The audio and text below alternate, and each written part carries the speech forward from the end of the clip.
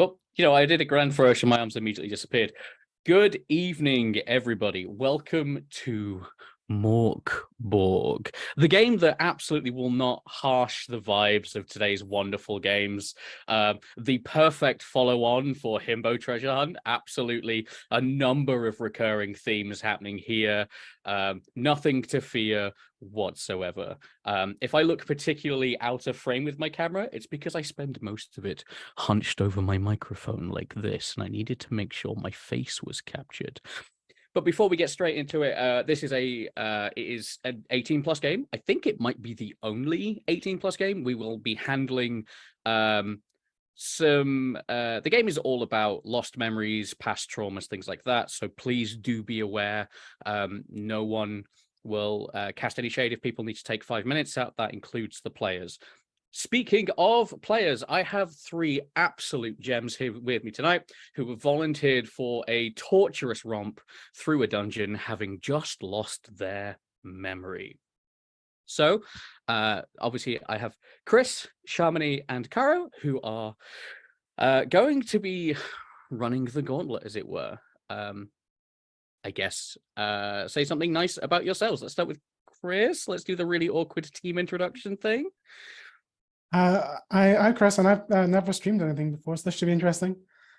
But I've played plenty of RPGs around my big table here, so it's good to try something new. Amazing. Shamini, let's go for you. Hi. Wow, Rich is really bigging up the death and terror today. just nonstop with this is going to be awful, which I am very excited about. Yeah, my name's Shamini. I use she her pronouns, and I'm popping over from the RP Geeks, where we do science and TTRPGs on a Monday. Amazing. And Caro. Yeah, hi, I'm Caro.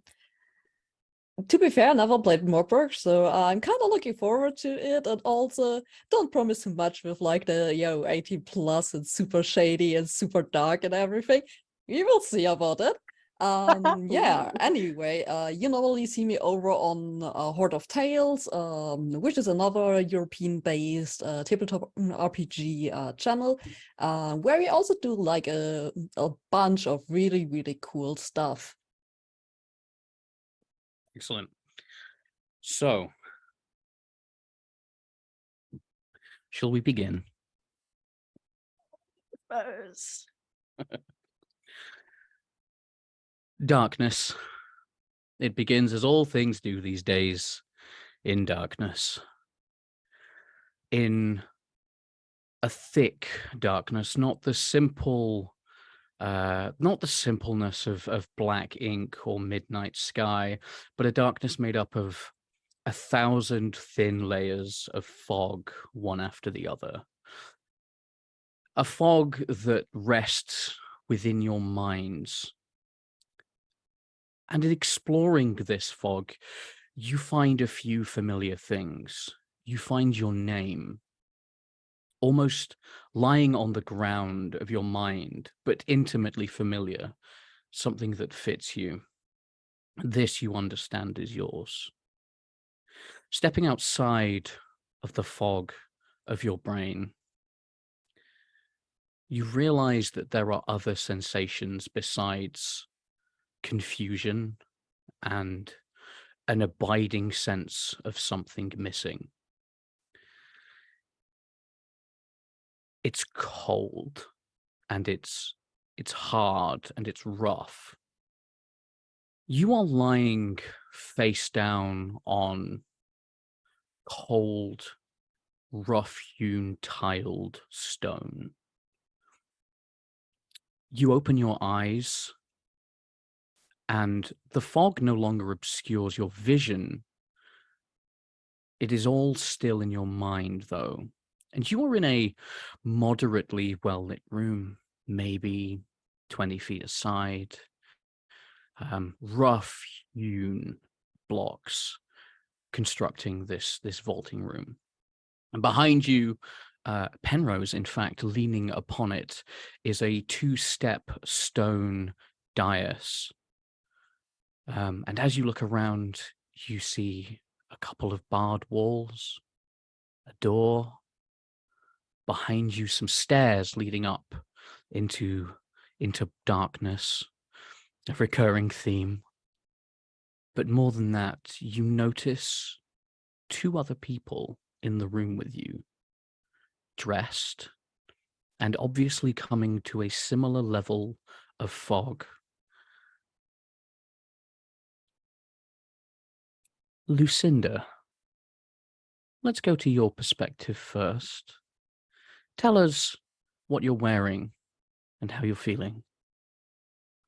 Oh, so okay, Lucinda just waking up. You see, there's this woman, probably in her mid-30s, having like this blonde hair, nearly like this completely bleached out blonde, with some pinkish ends to it.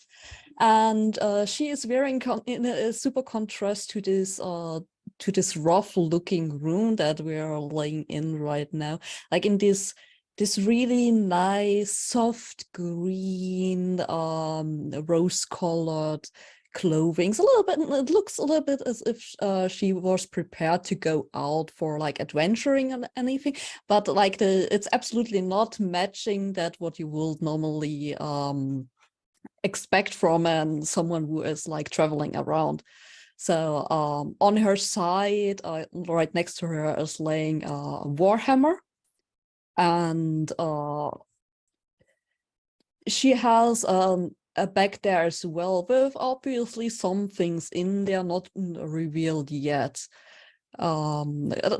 Not that far is a bear trap laying as well, which is like a super awkward combination to begin with. So, and she is basically waking up, looking around, taking in the whole room, also looking over to the other two people, and tries to figure out, okay, how did I end up here? What is this? And who are the other two people over there? Also, like, yeah, maybe they need help. Most likely. So she will just get up and go over to the next person, who is probably like Goppy, and lean down, shaking the body, and like, hey, you're okay? You're alive? I hope you're alive. Please don't leave me. Goppy, tell us who is being awoken. So yeah, there's this sort of big, broad, hulking figure on the ground there, with thick, sort of shoulder-length black hair, wearing what looks like it could be a kind of uniform, but without any sort of particular markings or anything. But like quite a well-made outfit, whatever it is, sort of like one-piece thing. And their skin has this sort of strange textured effect, little marks, potentially scars, something all over it. It's giving a weird texture. And as you shake them, they sort of like roll over, like, and break out into this big grin with sort of like wonky teeth, and just sort of like cheerfully say, "Hey!" Excellent. So, Goppy, there's a sense of familiarity to being woken from a thick fog. Obviously, someone that sleeps very well no matter what is around them. And it takes you a moment longer than most to realize the fog isn't clearing. This isn't a hangover. This isn't whatever was being passed around the table last night. There's nothing in there.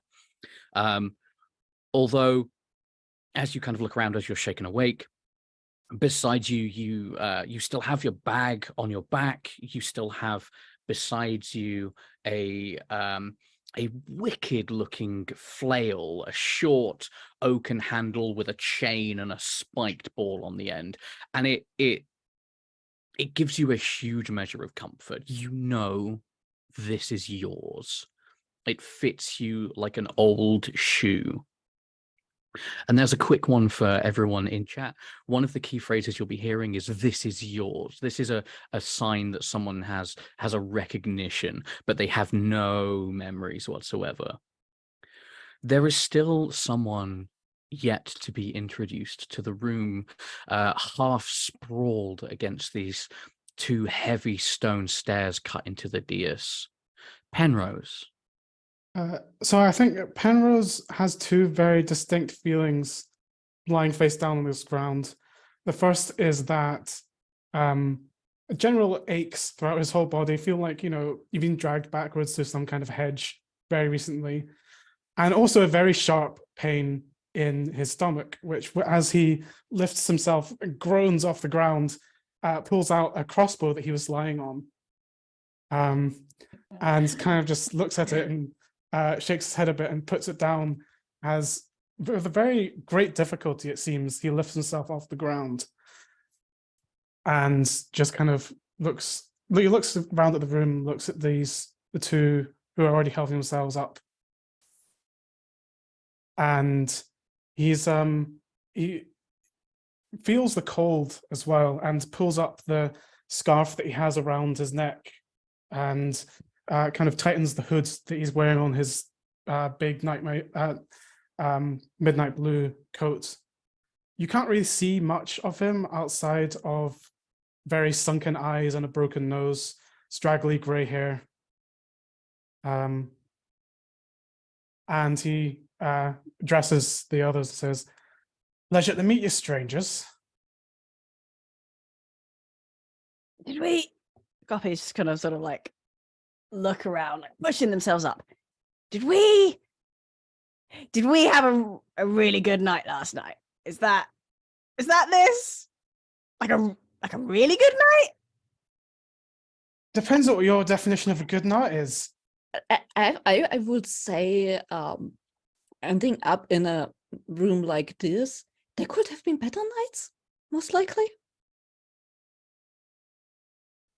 Did we offend someone? Could have been a really bad night. That's true. I don't remember it at all. I also don't remember you. Sorry. Hi. Sorry. Are we mates? Who is supposed to be you?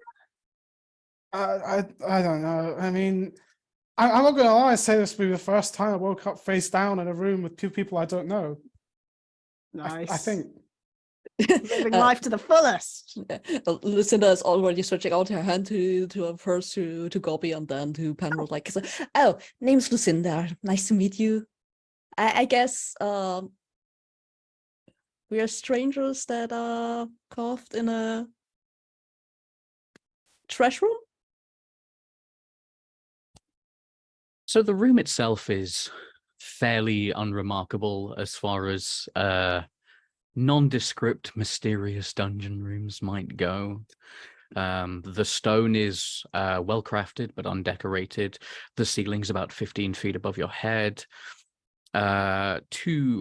Because I've done the funky Morkborg thing and skewed my map at a completely unusable angle, off to somewhere southish of you, you can see two passages which are barred off floor to ceiling with thick iron poles. On the other side of the room, there is a stout, well-made oaken door, and behind you, as stated, a staircase that disappears into an inky void upwards. The air is dank, chill. You definitely get the feeling that you are underground somewhere. Right. But dry. I will say it is dry. It's not that murky, damp underground feeling. It's more the feeling of immense pressure above you. You're Lucinda. Nice. I'm Goppy. Hey. Who are you? You know what? Just call me Penny. Penny. Penny. Nice. Yeah. Well, if we weren't friends before, we're all friends now. Hey, I'm sure. let's go see what's up there. And they like pick up their flail, pick up their shield. I was like, You mean up there onto that spooky staircase, or that up there over to that door? oh, I don't mind. Which you pick. Oh god. Oh, I like doors. Let's go to the door. Doors! And Goppy bounds joyfully over to the big door. This is my first time using Roll20's new doors feature, so let's wait to see this fall apart on first contact. The door is solid. It is a thick oak. I mean, let's face it, every large, thick door has to be made of oak in a dungeon. It's kind of the rule. Not that any of you would know if it wasn't at this point. What is especially impressive is the thick metal banding across it. Yeah, there is a door in front of you. Guppy's gonna knock and then without waiting try and yank it around, pushing him. Yeah. The door is definitely there. It's very big and it's very solid. You try and push the door open and it doesn't go very far, but when you pull it, you realize that was the way it should have been opened to start with. We won't tell people how long you spent pushing on the door first, but the door is pulled open. And you are presented with what looks like a storage room. It's maybe no more than 8 feet aside. That same tall ceiling giving it a vaguely unreal sense of proportion. Against one wall are just stacked. It's something. It's hard to tell what it is. It's a cream, kind of cream off cream color. And it is just reams and rolls and reams of it stacked up 10 feet high against one wall. And on another wall is a door. Let me see if I can actually open this. Ping. Please work. There you go. If someone moves over there, the lighting should update. Hell yeah. She'll politely hold the door open for Penny and Lucinda. As Penny very gradually manages to bend down and heft up the crossbow, and kind of has a bit of a double take as he picks it up, and then just kind of shrugs and holds it over his shoulder as he follows Goppy through the door. Thank you kindly, and walks straight into the room and starts just kind of appraising this pile of things that are against the wall. Penny, I don't want to preempt your actions, but as you step off this dais, you get a soft feeling across as you move and the scarf around your shoulder shifts slightly, you actually feel what could be a soft kind of cold breeze from the stairs as you kind of move away from them. I think he probably just turns his head slightly and looks back at where he left the dais. Does he see anything there? No, the steps go up about, they're well-made, carved stone, same as everything else. After about 8 steps, it kind of fades off into darkness, just trailing upwards. Just, sure, why not? And then just continues his normal path into the other room. Okay, great, cool. No, I had no plans for those stairs whatsoever. That's fine. Great. Yes, so it's going to be a struggle to fit all 3 of you in this room, especially shoulder to shoulder. You can blame Goppy, who is 1.5 times the size of a person at this point in my head. Please correct me if I'm wrong, but just a big old. I mean, certainly looking at your stat line, it's you would have been well in place in Himbo Treasure Hunt. The wrong but game. These are. It's parchment. It is parchment in a quantity you have never seen in your life. And there's a hint of a memory, something of your past. You know quality when you see it. You understand quality and cost, and it's like something falls into place in your head. And this is parchment of a quality you have never seen in your life. You are used to coarse, fraying at the edges. This is the kind of stuff that you would have in a guilt-bound religious text for a king. It is thin, it is elegant, it is flexible. There is no visible weave into it until you get real close. This is parchment that would be worth an ungodly amount, never mind the fact that there has to be 2.5 tons of it stacked against a wall in a cupboard underground somewhere. Whose But memory is this? This is Penrose's memory. I think Penny will just kind of look up and down the stack, and I think just thinking out loud says, "How did this? I mean, I'm shocked that we ended up down here, but this is stranger." And just starts to leaf, just without even thinking, has already started to leaf through the parchment a bit. Maybe even takes a sheet of it and is just kind of holding it. Is there anything written on any of it? It's all blank. It is all blank.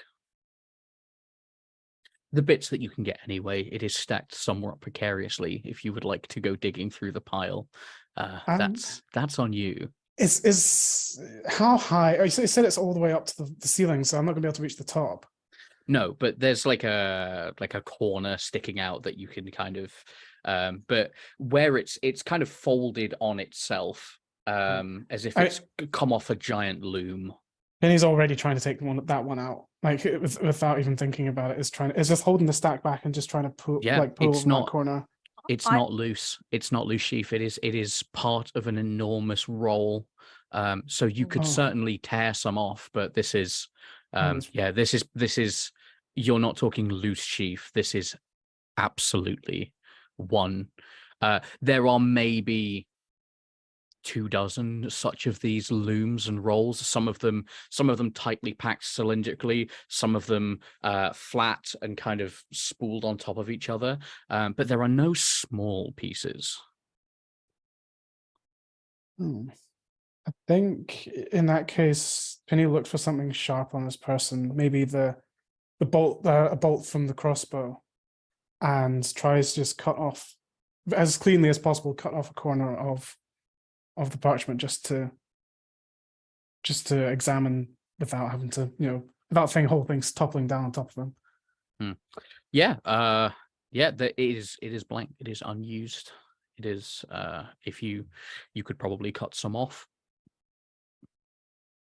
I think as Penny's doing this, Goppy sees and also wants to join in and just sort of grabs some from like randomly somewhere in the middle in a very uncoordinated manner, just sort of like yoinking a random piece out of this big precarious pile and sort of like tearing a bit off with their hands, being like, cool. Yes, absolutely. I have no problems with this happening. Why not? I think Penny has a very kind of visceral reaction to seeing this and is about to say something and then stops himself and then looks at the fact that he's just cut a corner of it off as well, and then decides, you can see just that indecision, and decides not to say anything and pockets piece that he has in his coat. Okay.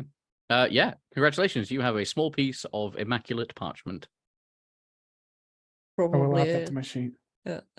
probably at that point, Lucinda is also stepping in there, looking around and seeing what the others are doing. I probably have never seen anyone being so excited about parchment. Not that I can recall anything, but Do you want some? I've got a bit. You can have it. Hold out. no, thank you. Parchment. I don't think I have like. Please do feel free to move your characters around on Roll20. This is a very much you can see what you can see kind of And also, it'll update for everyone else. Which is basically like I see absolutely nothing. Oh no! Did I absolutely not? Yours, of course. There was one that I did not set up dynamic lighting for. Hold, please. Someone please play some pleasant music. Boom. Should be fixed. You should be good now. Oh, I see something. Excellent. Please tell me everyone else does as well. Oh, Excellent. this is so super small. Yeah, please zoom in. What the heck? I see a whole layout. Am I supposed to see a whole layout? It's not a secret layout, is it? Gosh, no, you are not. Oh, I see a whole layout Oh. with things in it. No, you don't. Don't worry about No, that. I don't. What? Never mind. I'm just gonna not look at it. You can move my little token for me if you like. Okay, that should be better now. Yeah. What a Okay, cool, cool, what a cool. great thing. So, oh well, we're all adults. We all Got to check understand that. these things. Yeah, nothing survives contact. So, alongside this room, there is a second door.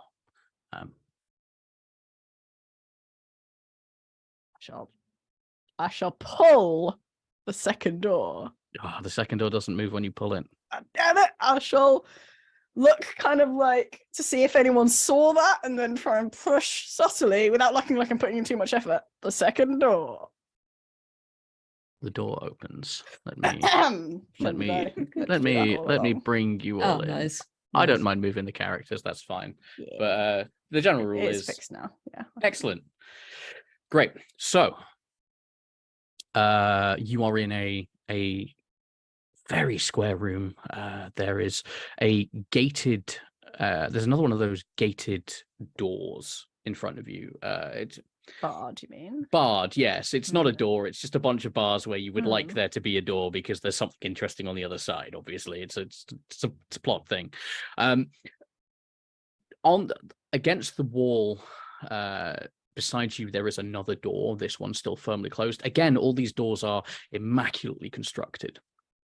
However, the room you are in, as you go in, the room has a thick, rich, almost nauseatingly rich smell to it. All down one wall is a large stone trough, which is filled with what must be some form of compost or fertilizer. There are cream and white specks in this soil, and there's a hint of greenery in the middle of it. There seems to be something possibly growing. The room itself is lit like everything else. There is a dim, constant light that seems to be coming from somewhere. The rest of the room is almost unremarkable. In the corner, there are more parchment pieces, these in a slightly less well-kept sense. These look like they've been there much longer. Perhaps they're getting a little musty, or they're starting to sink into each other slightly.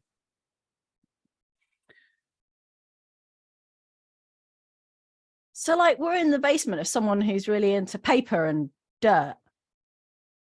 How That's do you what I'm reckon getting. it? How do you reckon it is that something growing in that down in underground? What do you mean? I don't. I mean, I don't know. I mean, it looks like there's a bit of green in it, right? That means something's coming up out of the dirt. I thought you needed light for that. I'm gonna poke the green thing. Ooh, I- I'm assuming you're getting close to it then. A little nod from Josh in the corner there. I loved that. As you approach this, hand outstretched in again, I don't want to draw presumptions onto Goppy, but there's such a good personification there in childlike curiosity towards this maybe kind of 6 inches of stem. You notice a few things. One is that it is very thick for its size. It's about the size of like a marker pen. It is a huge, thick stem. It is covered minutely with thorns, but rather than the 3 or 4 you would see on a flower, this looks almost like it is stippled with tiny thorns. Most concerning, however, is at the head of this flower is a shape. It is the profile of a flower head, but it is black. It is a black so deep and without contour that it gives it no shape. It is like staring at a hole in the world. And it doesn't matter how you move, there is an outline of a hole in the world at the head of this flower. Your eyes are almost naturally pushed away from it, and you are invited. Your eyes are invited to the thick compost upon which it glows, and you see that these cream and white flecks that are in it, one is easily recognizable because you've just spent the last 20 minutes playing with it in the other room. Shards of parchment, shredded down to almost sand-sized grains. The white shards, however, the white chips, a memory in your head, bubbles to the surface, popping like a marsh bubble releasing something foul. You are in a battle, swinging your flail. You make contact with someone and their face is torn asunder, shards of white bone blasted to the wind amongst the howls of friends and enemies. That's what is in the compost, shards of bone and parchment in a thick, black, expensive, fertile soil, and out of it, a flower that should not exist. Do you still want to touch him? Guppy was reaching for the stem and then sort of sees the thorns and has sort of paused and then is just sort of like frozen there slightly, just like in this memory. Hand still sort of outstretched. Found anything interesting? Oh, I don't know. It's like a weird black hole flower, with like bones in it. So, What bit kind weird. of bones? Well, just like little little bits of people's bones, really. Just probably good fertilizer. I don't know anything about gardening. I don't know anything about anything, but I'm pretty sure I know even less than nothing about gardening. Is this normal? Are flowers supposed to look like they're sort of holes if they grow? Is that what happens if you grow them in the dark? They just like become a void? Is that a thing? Looking at Penny.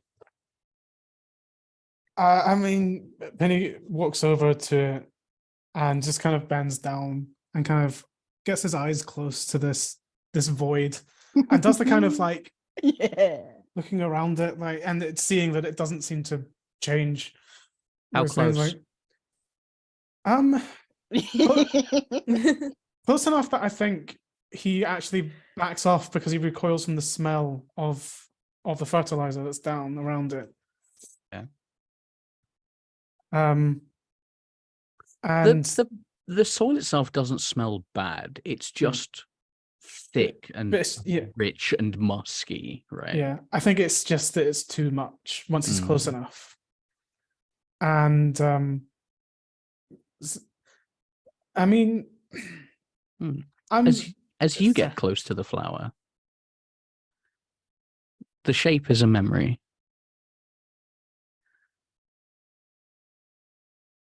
A beautiful enameled pin of a silver rose pinned onto a rich midnight blue doublet belonging to a friend. A friend? No, but someone who says you can trust them. This is a deal that will do you very well. And it's gone. I think Penny just kind of backs off from it after seeing this, and says, I mean, I don't know what that is, but it ain't a flower. Oh, it definitely is. Now Lucinda steps closer, like trying to push both of them a little bit to the side because she's probably a little bit not that tall like both of them. Like, okay, yeah, let me look. looking at the flower, also seeing like these bone pieces. It probably pulls out one of the bone pieces from the soil. You touch the soil. Okay. Yes. The feel is familiar. Dirt on your hands, dirt under your fingernails is a feeling that washes over you, and you are lost again. A small vision, a shovel in your hands, digging a hole 6 feet long, 3 feet wide, 6 feet deep. At the bottom, wrapped in sheets, a figure. They don't concern you. They had it coming. That's not the issue here. Weirdly, what this gives you is a sense of belonging. There's one person in the world that understands what you did and why, and they just handed you a drink. And then it goes. You know what? I think I was into gardening. As long as one of us knows something about gardening, phew. Phew. So do you know what that is? I mean, I mean, I No. looked out. Okay. No. Right. Is that, you know, is that normal? I mean, doesn't the things normally do that when you grow them out of the ground? I mean, plants grow on grounds. I think that is pretty normal. Don't you think? All right, I mean, all I right. don't know anything Am I- about am I- gardening, and even I could have like guessed that. Like that's the basic level. Like that's my level. Plant growing ground. This is weird. This is weird. I feel like this is a weird place. I feel like we should go somewhere and get a drink. Yeah, well, I That's was not thinking. Oh here. yeah, a drink would be super Right? good. Yeah. Maybe Yes. it'll bring things back. Hera I the dog. remember that I had a drink with someone. There we go. Was it one of us or?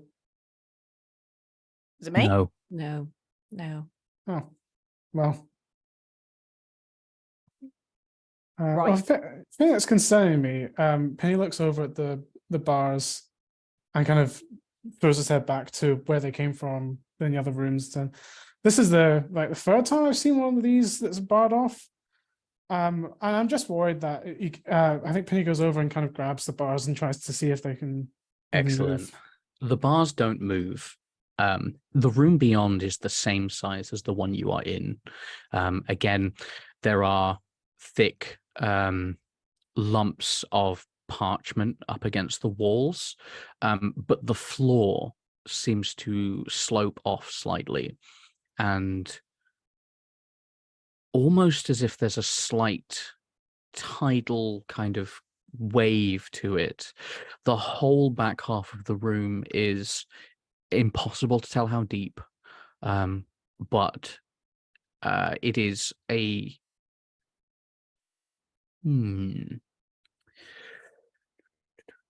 Give me a perception roll. First roll of the game. Very simple system, D20 plus your perception.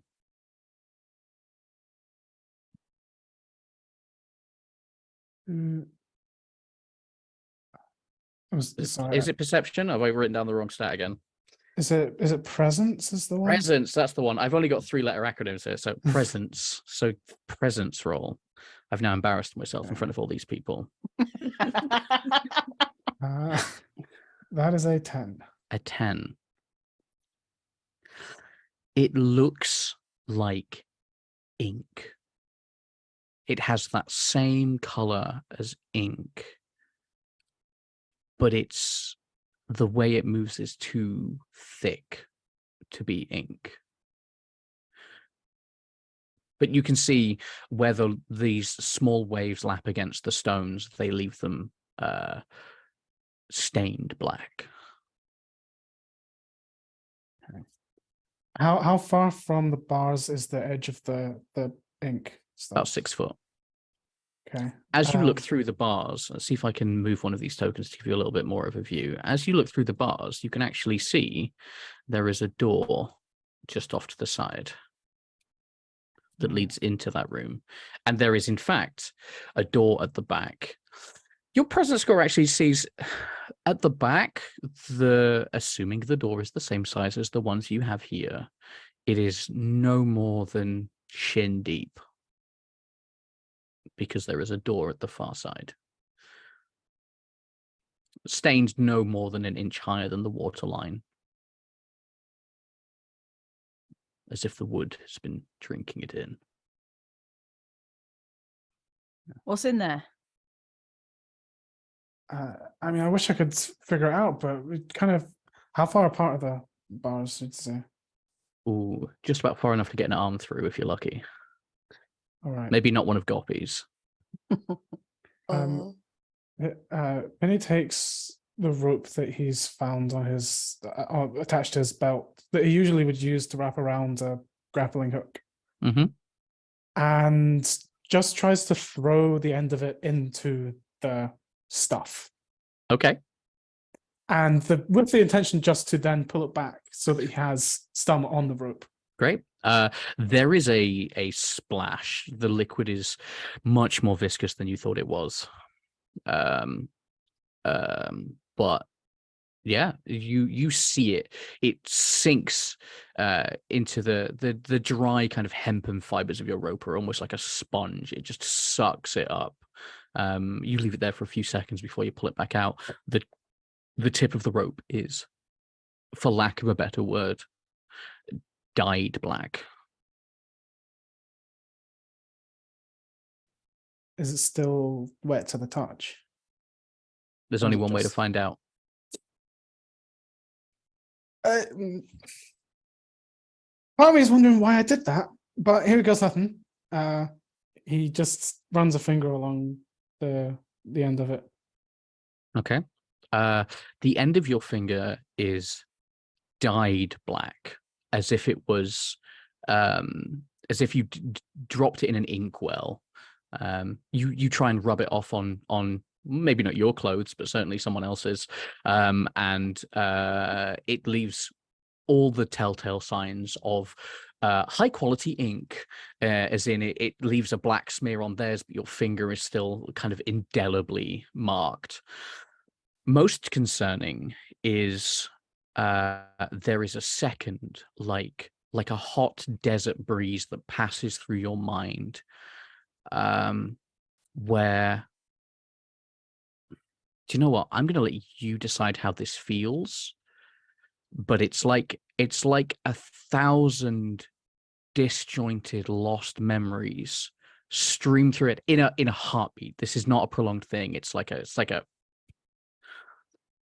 but none of them stay because none of them are yours.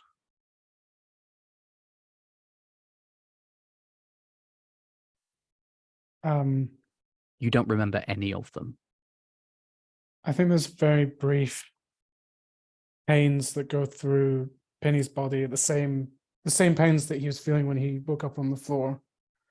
And I think he almost crumples to the ground in just an instant before it passes over him again, and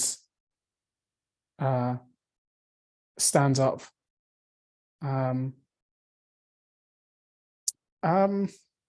No, you don't feel anything there? Any of you get anything? Is it poison? Is it poisonous? If I it don't might, know. maybe if it would be poisonous, you would already be like, Are you feeling like you're going to die? Are you feeling?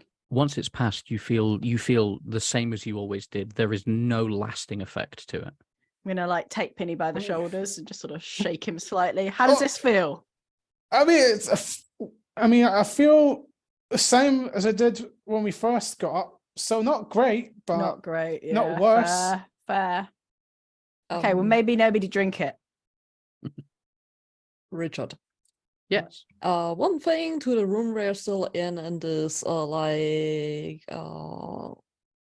this part with the flower. How large is that thing, and how high? The pot is the length of the room. You take those 3 tiles on the left. It's literally just a huge stone trough along one wall. As for deep, it's maybe 2 feet off the floor. Is there any tool that is made to dig into the earth? Oh, such a thing must definitely exist, but there's not one here. Because I really want to look if there's something under the soil. While they are playing off with their ink.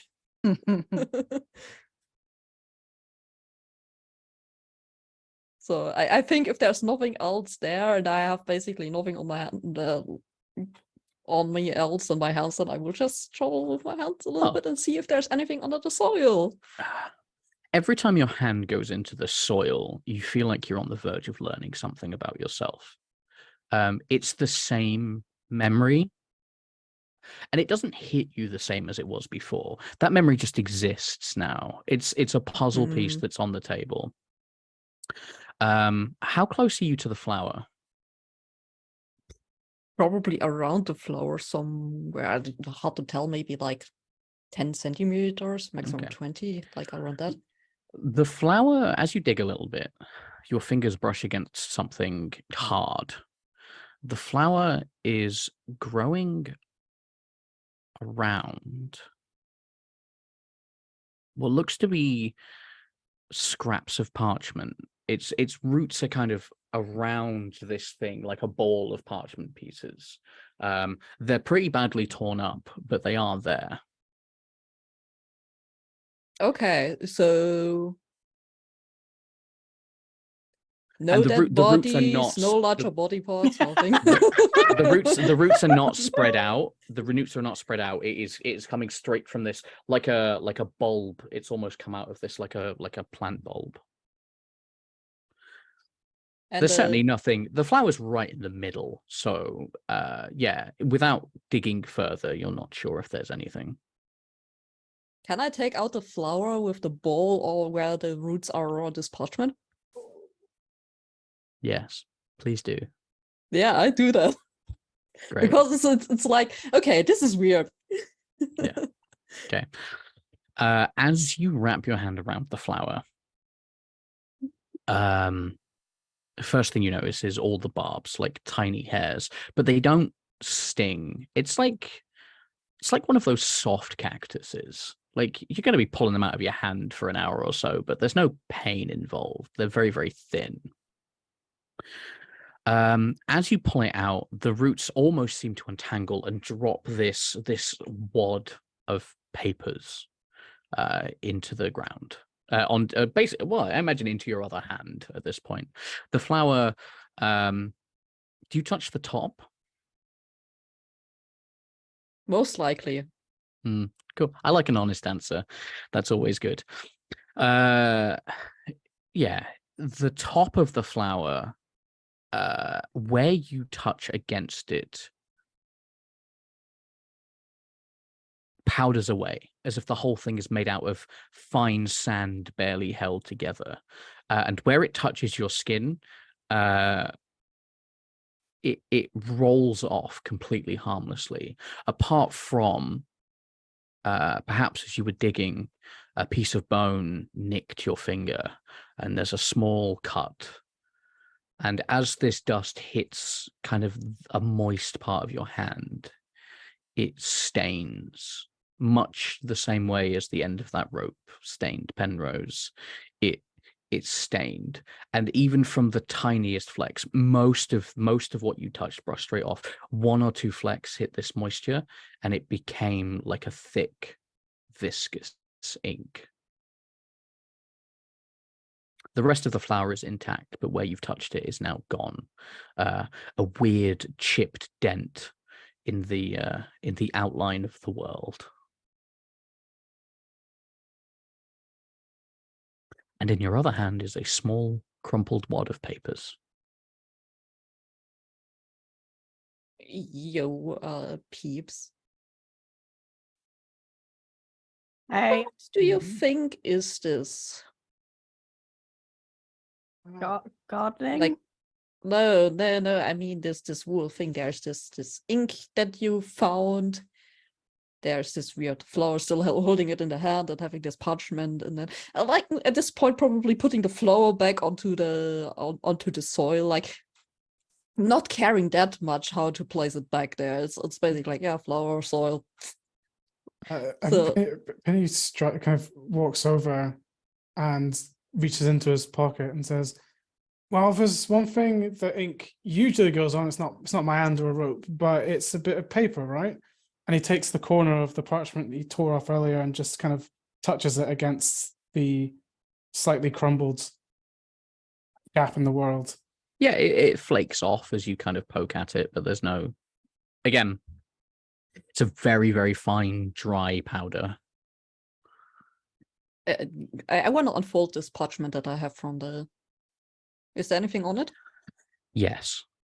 There is a handful of they look like strips taken from perhaps a book or a form of some kind.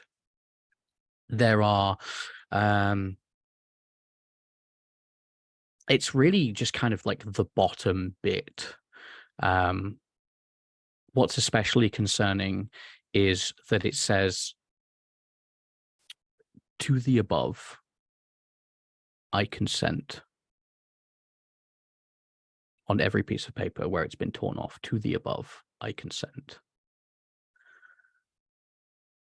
And on one of those pieces of paper, you recognize your signature.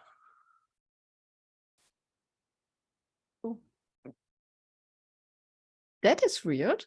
And as each of you look, there are half a dozen signatures that you obviously don't know, but you know when you see yours. That's me. That's me. Hey, well, that's me. Yours is just an X with a smiley face. I remember that. As you'd have been, no, don't do with the reading or the writing, but that's me. But Penny's it has his full name written in very, very like quite obviously very refined kind of cursive writing. And it says Penrose Malfestio, which is his full name. Did I write that? I mean, I did, but really, You are all struck simultaneously like a gong. A candlelit room, incredibly fine parchment, and a golden quill. In front of you is a figure in red robes with ornate golden shoulder pads upon which burn a dozen candles apiece, shadowing their head. And you signed it. Penrose, you signed something else. Your signature is a shock to the system as they recover from the knowledge that, yes, whatever this is, it's all part of a plan. You put that exact same signature, one that you signed into many business documents, treaties, important. The exact details escape you. But you signed something like this. And the memory of signing it is like a bell tolling in your head. A bell of impending doom. Hindsight is what tells you that signing it was a bad idea. But that is not the same as what you hold here. This one you signed willingly. But you remember the same signature on a document which was your ruin.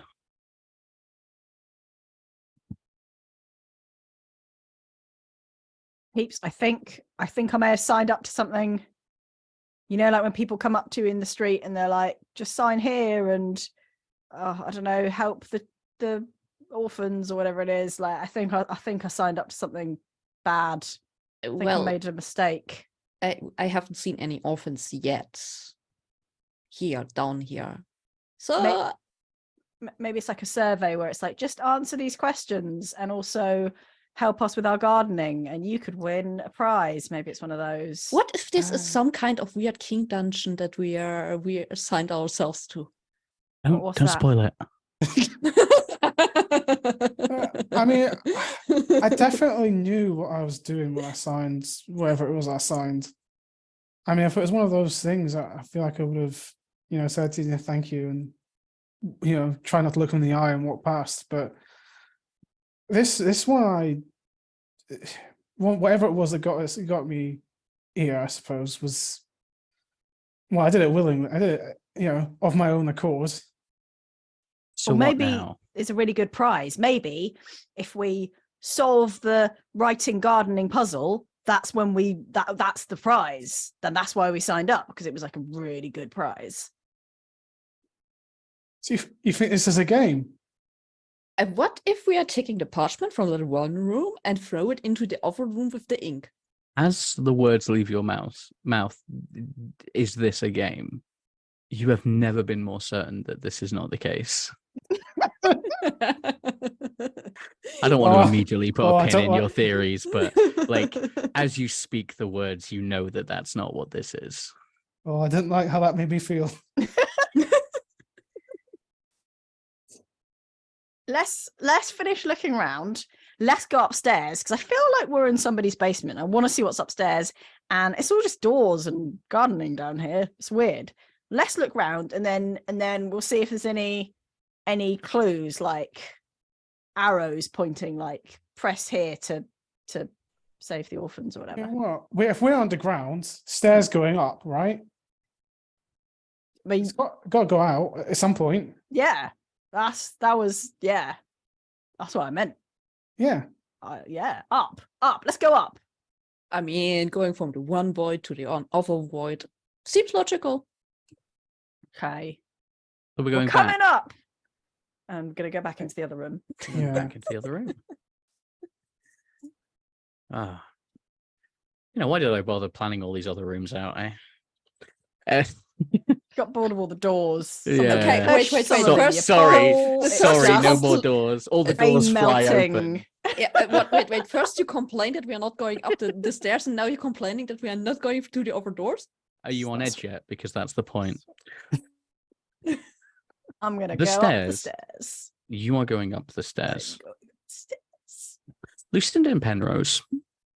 After the 6 or 7 steps up the stairs, Goppy disappears into the darkness. Goppy, the stairs keep going. There's, I think, how long until you tire of this? I get bored easily, Okay. Like, So how far do you reckon you go? are they going straight, or are they spiraling? Dead or- straight. Dead straight. Like, oh man. Like, after like what would normally be like maybe 4 flights of stairs. Okay. Like 4 stories up. Okay. The stairs are still going. And I'm like, oh, could be the way out, but I'm not sure it's worth it. Quite tired. I'm just gonna go back down again. You Come turn back. around and you're about you can see Penrose and Lucinda. You're about a dozen stairs from the floor. I'm gonna step down them. You see Goppy 1, step out of the darkness. 2. How long did we think that was? Or was Goppy just gone for a few minutes 100 and then About 10 seconds. About as much time as it took one of you to decide to start following. As you step forwards, Goppy pops back out, looking quite tired. is there a dead end up there? Coming down is so much easier than going up. Do you ever find that with stairs? Like, is anyone good at counting? I mean, No clue. I guess so. Yeah. Could you just right? Because it might just be being weird, but like I walked up a bunch of stairs and then I was like, nah. And then I walked down some stairs and it seemed like they weren't the same number of stairs. But I don't really do the numbers that good.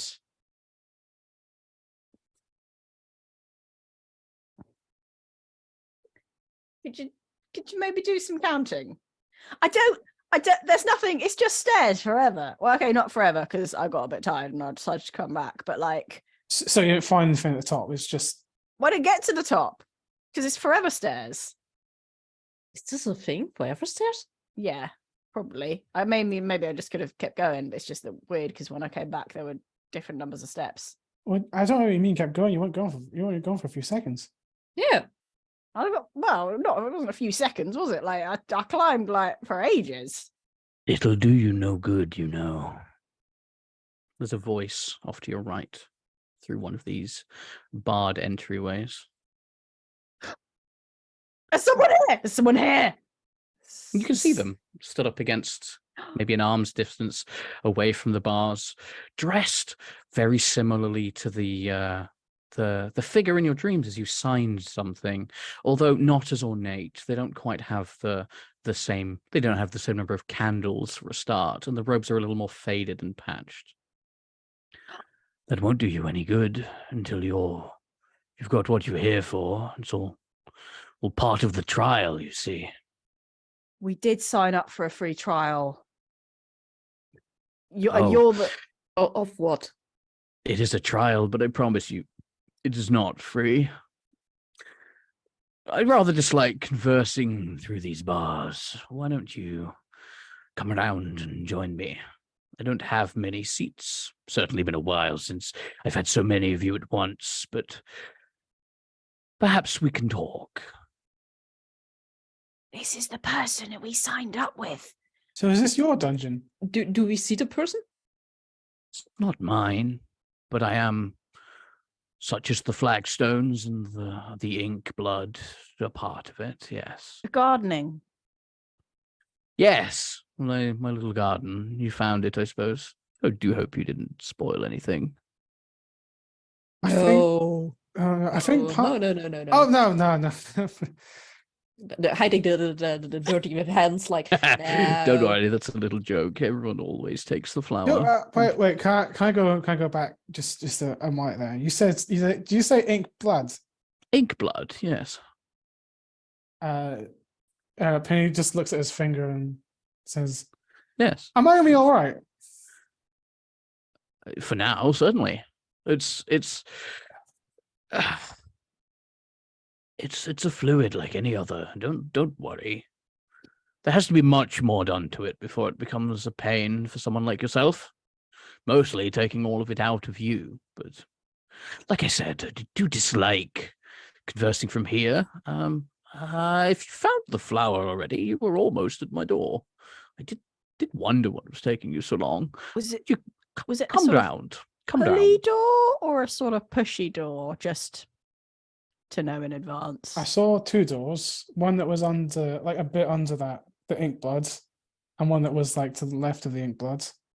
Was it one of There was- those? There was one in the room you were in as well that was never opened. Yeah, we didn't. No, We yeah. stopped, and I'm sorry, got distracted by stairs.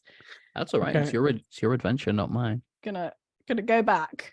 Now I'm looking at the map. Yeah, I'm seeing the door to where he is. Yeah. I'm gonna sort of look at where he is. Go back to the door, and then just like pause slightly Hmm. and push. 10 out of 10. Door opens. And then, you know, You find yourself in That's- too happy about that. you find yourself in a corridor. Well, it's not a corridor. It's I mean, what's to say? It's corridor length and corridor width. Behind you is a oh yes, for the chat, sorry, they are oaken doors. Behind you, the bars that show you the first room that you were in. In fact, the room you were just in. A little way down on the left, a door which you assume leads to your little benefactor, your strange new companion. And at the end, you see just around the corner a little bit of that inky liquid on the floor, where it has seeped out from underneath a door.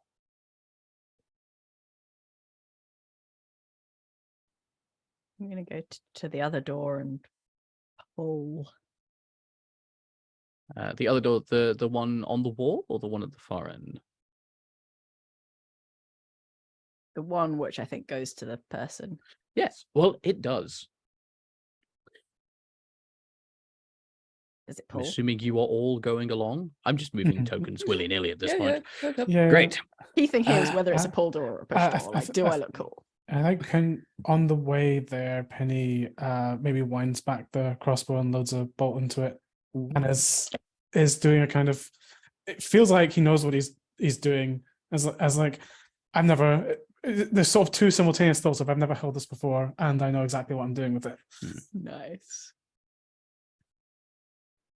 Right. Well, welcome. Sorry for surprising you. I'd ask if you know why you're here, but isn't that the fun of it? Is it the fun I can of it? tell you if you'd like. What do you do for fun? Out of curiosity. Me, This. I don't do anything for fun. I am the scribe. I write. And indeed, next to him, you see a huge writing desk piled high with parchments, ink bottles, quills. The room, in fact, seems empty, as it seems to be needed to be filled with the incessant scratch of quill on paper. It is a room that would be so natural. It is a sound that would be so natural to this room, like wind in a meadow, that you notice its lack, even though you've never heard it.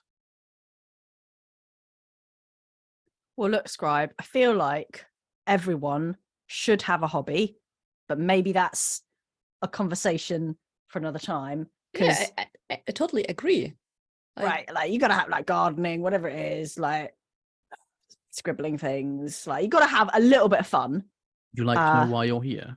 Yeah, that. Yeah, probably first that. Like, that before the hobby conversation. We'll get 'Cause I back don't- to it though, because Yeah, there's a yeah, lot we'll of paper. There's a lot of paper out there that didn't have anything written on it. And if you're the scribe, like Goppy said, That's more a job, though, isn't it? Less, it's not a hobby. You got to separate. that's them. true. Oh, though. it is Right. what I do, though. May I see your finger? You with the scarf, yes. Sure. And he takes his quill, and it is a golden quill. And he gently, there is a small scratching feeling, but he gently, where you've got this kind of inky wound, he kind of blows on the tip, and he starts writing. And then busy- suddenly he busy cuts for a off. moment. You are mesmerized by the sound of this elegant writing before he hands you a strip of parchment. And it says, Penrose Malfiesto, once of a noble house, was a known gambler that didn't know when to quit. And he hands it to you, and every word rings like a hammer against your soul as absolute truth.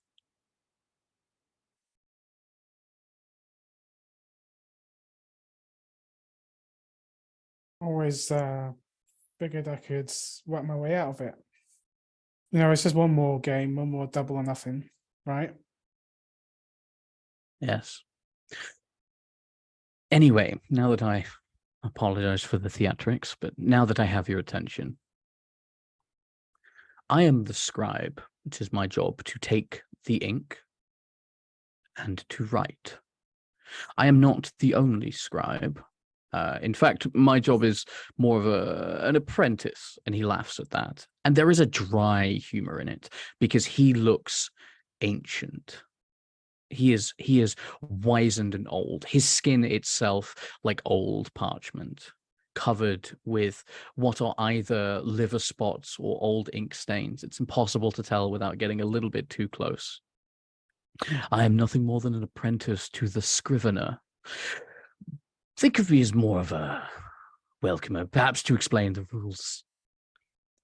You find yourself in the scrivener's halls, an act to which you have consented, for you have gone to my fellows above and asked them to remove something painful from you. Memories is what we deal in primarily. Now, the problem being, and this happens far too often, that once it is gone, the only thing you know is that you're missing it. And those few desperate who don't like their situation and who have convinced themselves that they've lost something that's brought them to where they are end up here. It's a search for truth. I can provide some of this truth if you bring me those flowers and a touch of blood. I can give you back what you have lost. But what I do is temporary at best. To keep it, you must deal with the scrivener who lies at the end of these hallways. And then you may walk out with all that you have found. Otherwise, I can wave my hand. The stairs will open to you. And you can leave with nothing, like you have now. It is an honest choice. But let me tell you, anyone who has left at this point, I see them again. Because all you know is that you've lost it. And is that a feeling you want to live with? Sorry, this is all awfully heavy to put on you like this, but I mean, hopefully you now have more of an idea of why you're here. I got a bit lost in that whole explanation, to be honest. I've lost a thing, but also a memory, and also... Yes, you told us to remove memories from you. Did I pay you for that? Oh, yes, quite well. And is this what's supposed to That happen doesn't when you sound do like that? Well, you're here because this is always the next thing. Once you've lost those memories, the only thing you're left with is the knowledge you've lost something. So inevitably, people come here to get them back with no thought as to what they might have given away to begin with. Okay, wait. Maybe our goal is not to find our memories back, but to keep the friends close that we met on the way. What? Ooh, Me? And him? those words out of your mouth, Lucinda, they... I have no clue what you're talking about. Something threw them back in your face. An essential part of you threw those words back at you. You said, maybe it's about the friends we made, but you only ever had one. There was one person in this world that understood you. They were like the second part of you. They were a kindred spirit. You never shied away from stabbing someone or stealing something if it bothered you, but there was someone. All of these pieces suddenly drop into place as you realize how hollow your words about friendship sound. But you also realize this person that finished you, that completed you, that stood beside the grave and gave you a drink when you were dry. You remember nothing of them.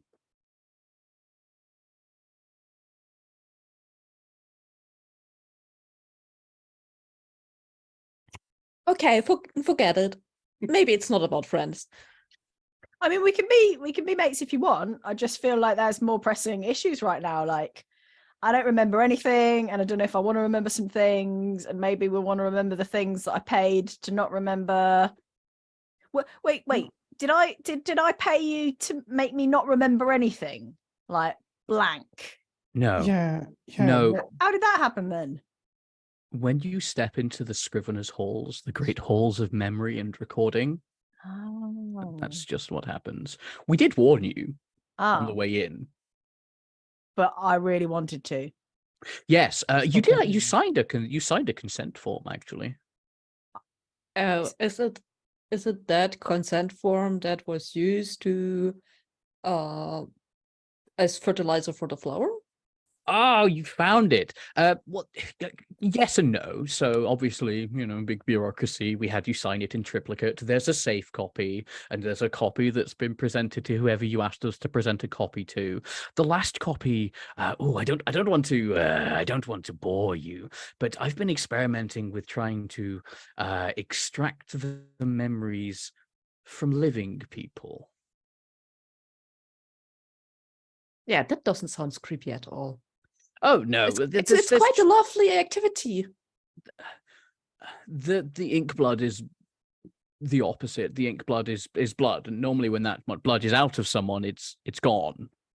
You know, they're not around anymore. So the ink blood is mostly harmless in that it just makes a fantastic ink for. It's the only thing that seems to record memories properly. This was. Did you feel anything when you saw your signature? Did you remember anything? I remember that I sign a lot of things. in my t- I in my mean, time. yeah. Ah.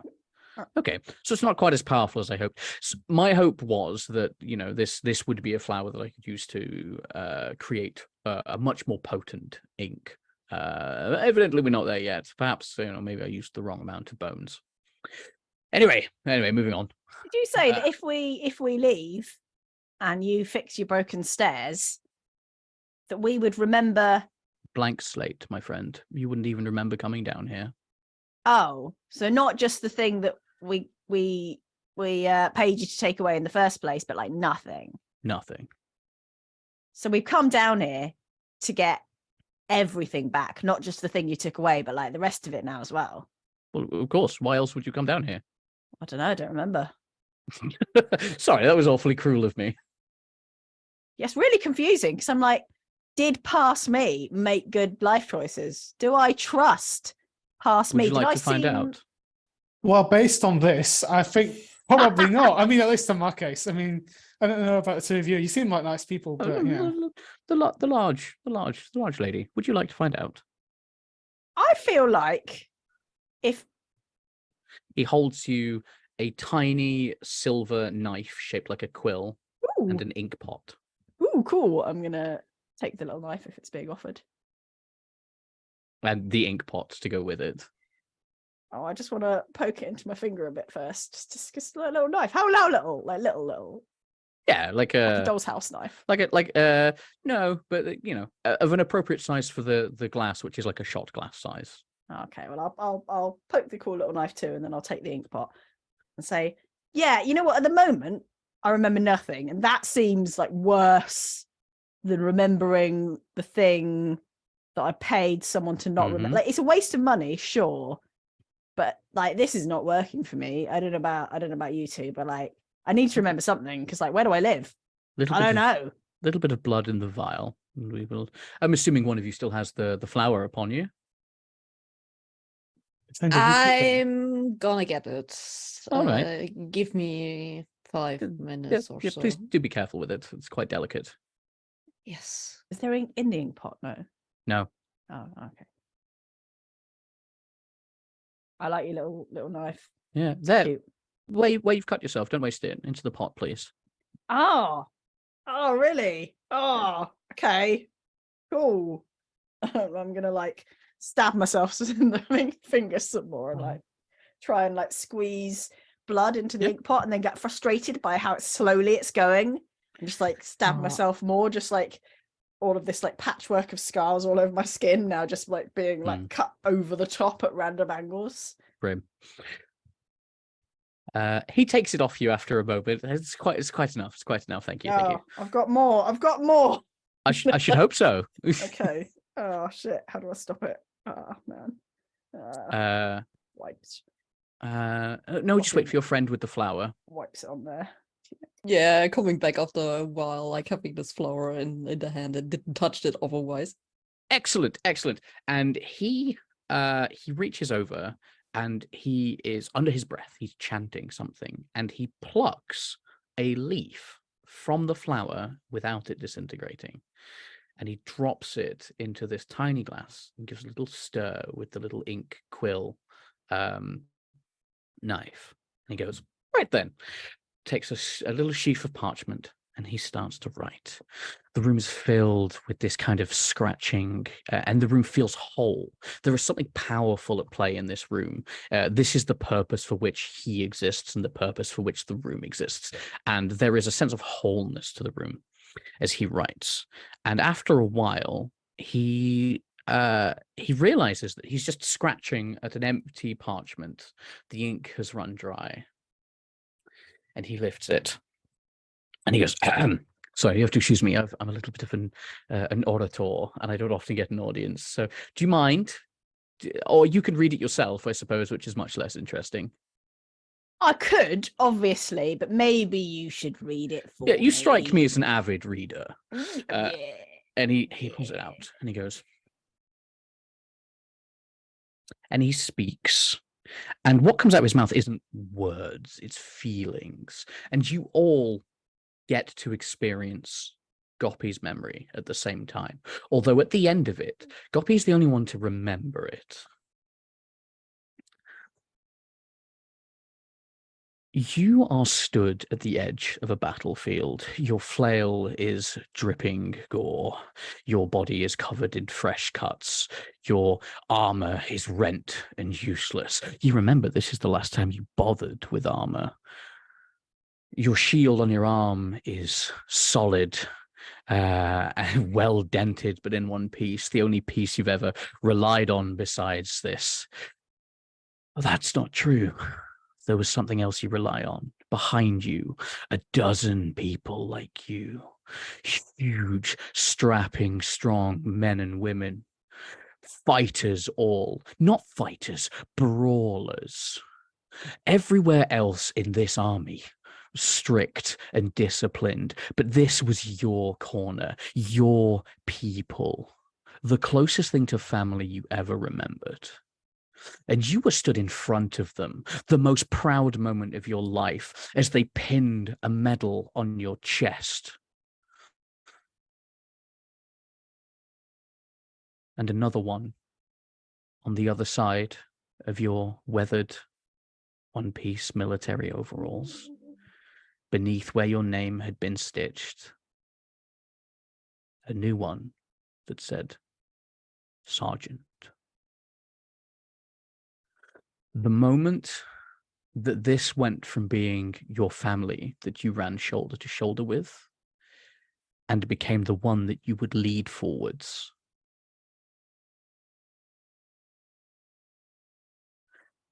a sinking feeling in the pit of your stomach, and then it ends. And we're going to take a little break. When last we met our intrepid adventurers, hope you enjoyed the advert break. When last we met our intrepid adventurers, Goppy, you've just relived the proudest moment of your life. And in fact, your new friends is maybe not the right words as we've established, but comrades in arms, oh, that fits. That fits and that feels good to you. Yeah. Also experienced it. Yeah. Oh, that's weird. Did You have a few minutes where the details are fairly fresh to you, Lucinda and Penrose, and then it slips away. Penrose, this is exactly like it was when you touched the ink. These memories aren't yours, and there is no purchase for them in your head.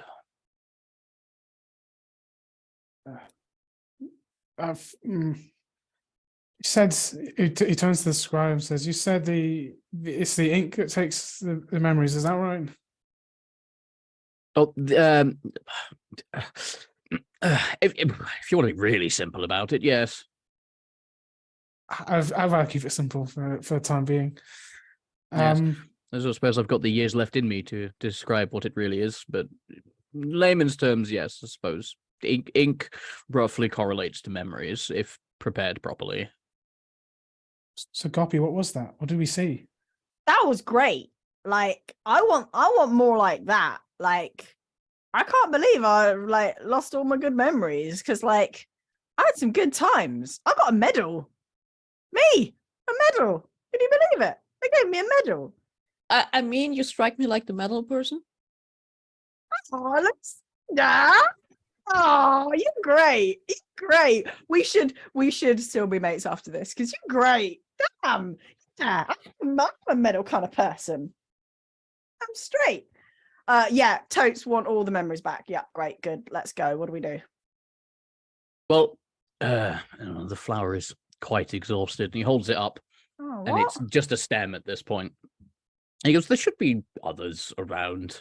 Some of the other scribes is the wrong word. Assistants. Some of the other assistants might have already started writing down some of your memories.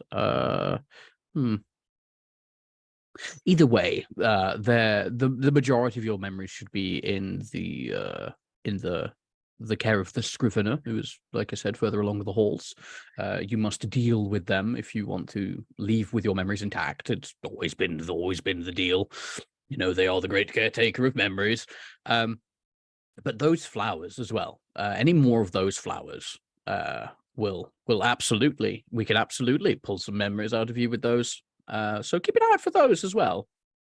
This scrivener who we've got to get our memories back from, Yes. are they chill? Are they cool? Yeah, sure, why not? Okay, cool, great. That should be fine then. It's just kind of noticed that we've all got weapons on us. Well, I'm not gonna like whack the scrivener with my flail. Should I? If they don't give me my memories back, would that work? Whack them until they say they will. It's up to you to make the deal with them. I never have, so I don't know. I guess options are open. Well, I mean, I'm a fan of a good deal. Let's see what we can get from this guy. Hey. Cool. All right then. I mean, pick a doorway. Every way is forwards from here. After all, I'll be waiting. If you find any more of those flowers, though, to bring them back. Maybe we can give you a little head start on your memories. I think I gather you'd like that. Yeah, it'd be I great. would say, yeah. Yes, I'll You folks got getting on this. We can do action. it without Good- them. good It's just stuff. it's a little more taxing. You call the flowers a free pass, but it's a little more taxing to do it another way. Just out of interest, while we're sort of going around looking for flowers, is there like a way to know whether it's a push door or a pull door?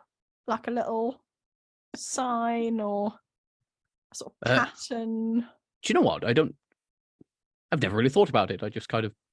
Do you not just naturally do it the right way? Yeah. No, I do. Like it just comes to me. I'm very smart. Don't worry about it. And then Goppy walks off confidently. I think since it just described, I think we'll go, but I'm gonna let Goppy take the lead in the doors just because I think this is important to them that they get this right, and that's the only reason. Obviously. Now, Right. tell me where you're going. What's the plan? Okay, from the one side we Okay. came, so how about directly the one on the other side of the room? Like, Yeah. there. Excellent. Goppy, I'm assuming you're opening the door. Sure. Confidently. The door pulls open towards you Ah. on your first try. Good. And in the background you hear, okay. And you are given a kind of 5 foot by 10 foot room. The far side is barred, as you've come to expect at this point. Almost like there is an intricate series of funnels making sure you go certain directions. On the floor is a collection of bones. And the bones are not clean. Some of them look like they still have. They're not muscles. They're like a mockery of muscles. Do you know what? An illustration of muscles, made out of a much firmer seeming form of this thick ink that was everywhere. But I mean, Goppy immediately recognizes maybe kind of 2 or 3 bodies worth of bones, probably not completely, but just kind of thrown into the room. Found anything fancy? Oh, just some bodies. Let's just. I feel like this is. Is there anything? There's no other way out of this room. The other way is barred, right? Yep. I feel like this is just a body room. Oh, No flowers here. I vote we go the way that doesn't have loads of bones. Yeah. Yeah. Sorry about that. The Scrivener's acolytes use that room for storage sometimes. Whose bones are I have they? no idea. Okay, cool. Good. Right. I mean, honestly, I'm just not allowed to tell you much more. Okay. Have a good time. And he goes back to his writing. And the room is filled with that comforting kind of scribing as he uncorks a bottle of this thick, inky substance, starts writing. Well, he's nice, so that's nice. You definitely need some hobbies. Yeah. Right. Yeah. Right. Well, have we met with the Scrivener when we can come back to this fellow and we can take him through some ideas, And obviously, Take him out for a drink. Take him for a beer. Yeah. Yeah. I mean, imagine how long he's been down here. He probably hasn't been for a good few points in a while. Yeah, Nice. I hear people are getting weird if they don't have like anything else to do than just do the same thing over and over again. Become boring. Yeah. Right. No, don't like this room. Right. Let's go down this corridor here. Stompy stomp off down the corridor. Oh. Feel free to move your own tokens. Yep. Ooh. As you reach the crossroads, the little cross of the corridor, to your right, the same thick, inky pool as before, obviously leaking out of somewhere. To the left, a humanoid figure walks past the edge of the stairs. The movements are jerky and strange, but there was definitely a figure for a moment before they disappeared. To the right is a set of it's like they're bars, but they're open, almost like a portcullis style, with this inky liquid. And dead ahead is an opening without a door, in which again swims this thick viscous fluid. I mean, it was. Do you see something walking past? So we is that we what do you Be a think? way to walk. If they can walk, we can walk. Seems You mean good. following them? Yeah. They might sure. lead us to flowers. Yeah, I mean- Scrivener. Maybe they are the Scrivener. Yeah. Does anyone else think the Scrivener sounds like kind of a bit scary? You mean the Scrivener? The Scrivener. Like, ugh. Do you think they pick their own titles, or do you think someone gives them the titles? The Scrivener. Maybe they become the choose that. title. I guess if I was, we should have titles. All we know is our names. Right. Everyone think Rose. of cool titles for yourself while we follow this person. I can't Okay, remember okay. shit. All I know about myself so far is that I signed a lot of documents and I gambled a lot of my money away. So I mean, the gambler is that? Did is that anything? you? Oh Yeah. no. Penrose, as you walk down the hallway, there is a footstep and the figure comes back into view. They turn down the corridor to look at you. And you are greeted with a bleached white skull leering out the front of a set of robes which have been loosely placed over this body. It is not a complete skeleton. It has oozing inky black musculature across most of it. In one hand, it holds a huge quill, maybe 3 foot long, that appears to be shining dully in the dim light, perhaps some metal that you are unaware of. The other has a thick tome, again, far larger than you would expect, and far thinner. If anything, it resembles a shield. It opens its mouth, and a hissing susurrus of hatred leaves its lipless mouth, and it starts walking towards you. I don't suppose you're the scribe's brother or something? You have time to do a thing before I call this combat. A thing. Anything. Is that Skull, the Scrivenator? Hey, give us our memories back, Skull. Ask it for our memories back, Penny. Have you got? Oh yeah, right. Have you got one of those flowers, or maybe two of them? That would be good if you had two of them. It raises its quill, which is obviously an ornate sword. Oh no! At this Oh point. god. Okay, Oh, it's not no. for writing. Oh, you say that. The hilt, which resembles the nib of the quill, drools that thick, inky substance along behind it. Sorry, that was a truly awful word for describing it, but It gets the point across though, so it's yeah.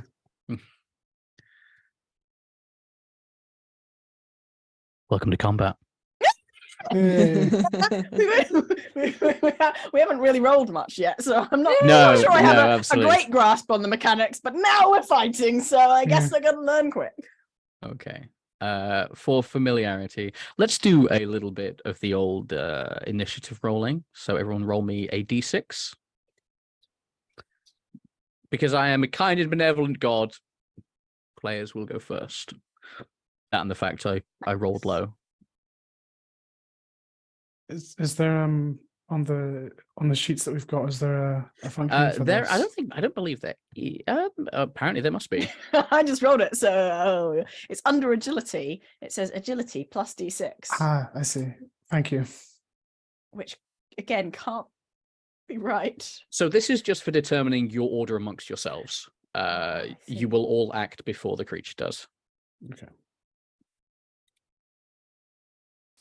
These numbers seem odd, but anyway. Okay. Penrose, you get to go first.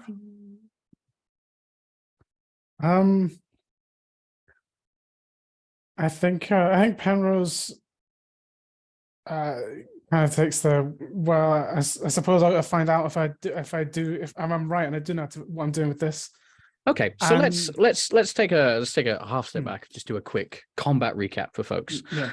So, again, very narrative driven, very rules light. I don't roll any dice for combat. This all comes from you, which is what makes MÖRK BORG so scary for players, because I can't say that it did less damage than it did, or that it blocked more, or that you blocked more damage than you did. This is where it gets real nasty. So, you tell me what you want to happen. And bear in mind, if you want to take special actions, if you want to trip it up, if you want to throw something at it, you don't need special skills. You just need to tell me what we're doing, and then we do it. Then you roll, and then I'll tell you what actually happens. Okay,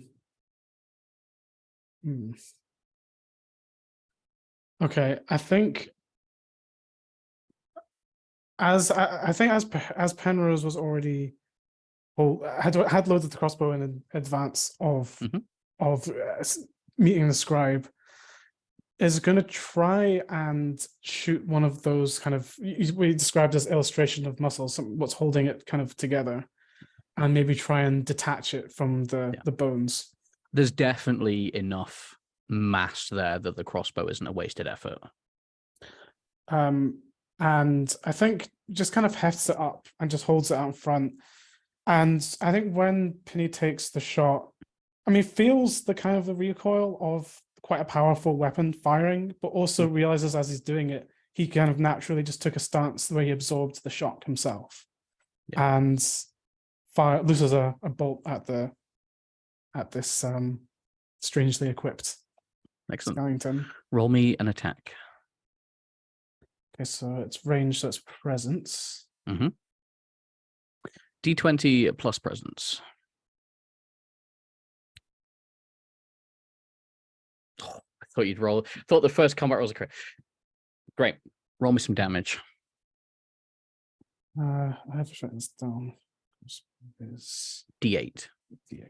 You all do D8. You are all utterly ridiculous for a game where the average player character has 4 hit points. You all do obscene damage. Oh, that's It's horribly unreadable. Okay. Okay, so you rolled, so that's a 2. Let me do a quick armor roll.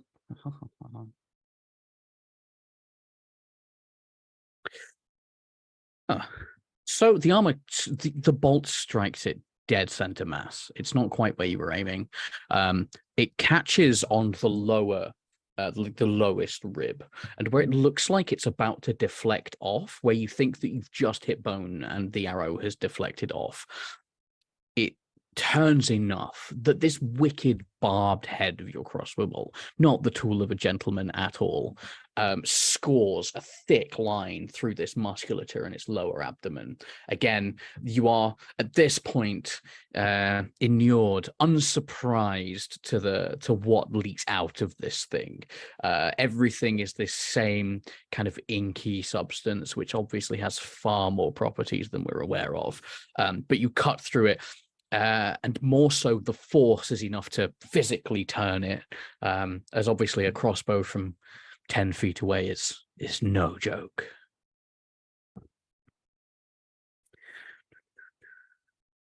I think Lucinda next.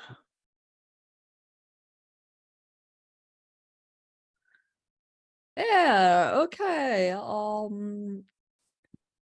I guess I'm taking my Warhammer and try to, like, this not that tall person with the super huge hammer staying there, and like, okay, I try to defend myself and try to crush its skull.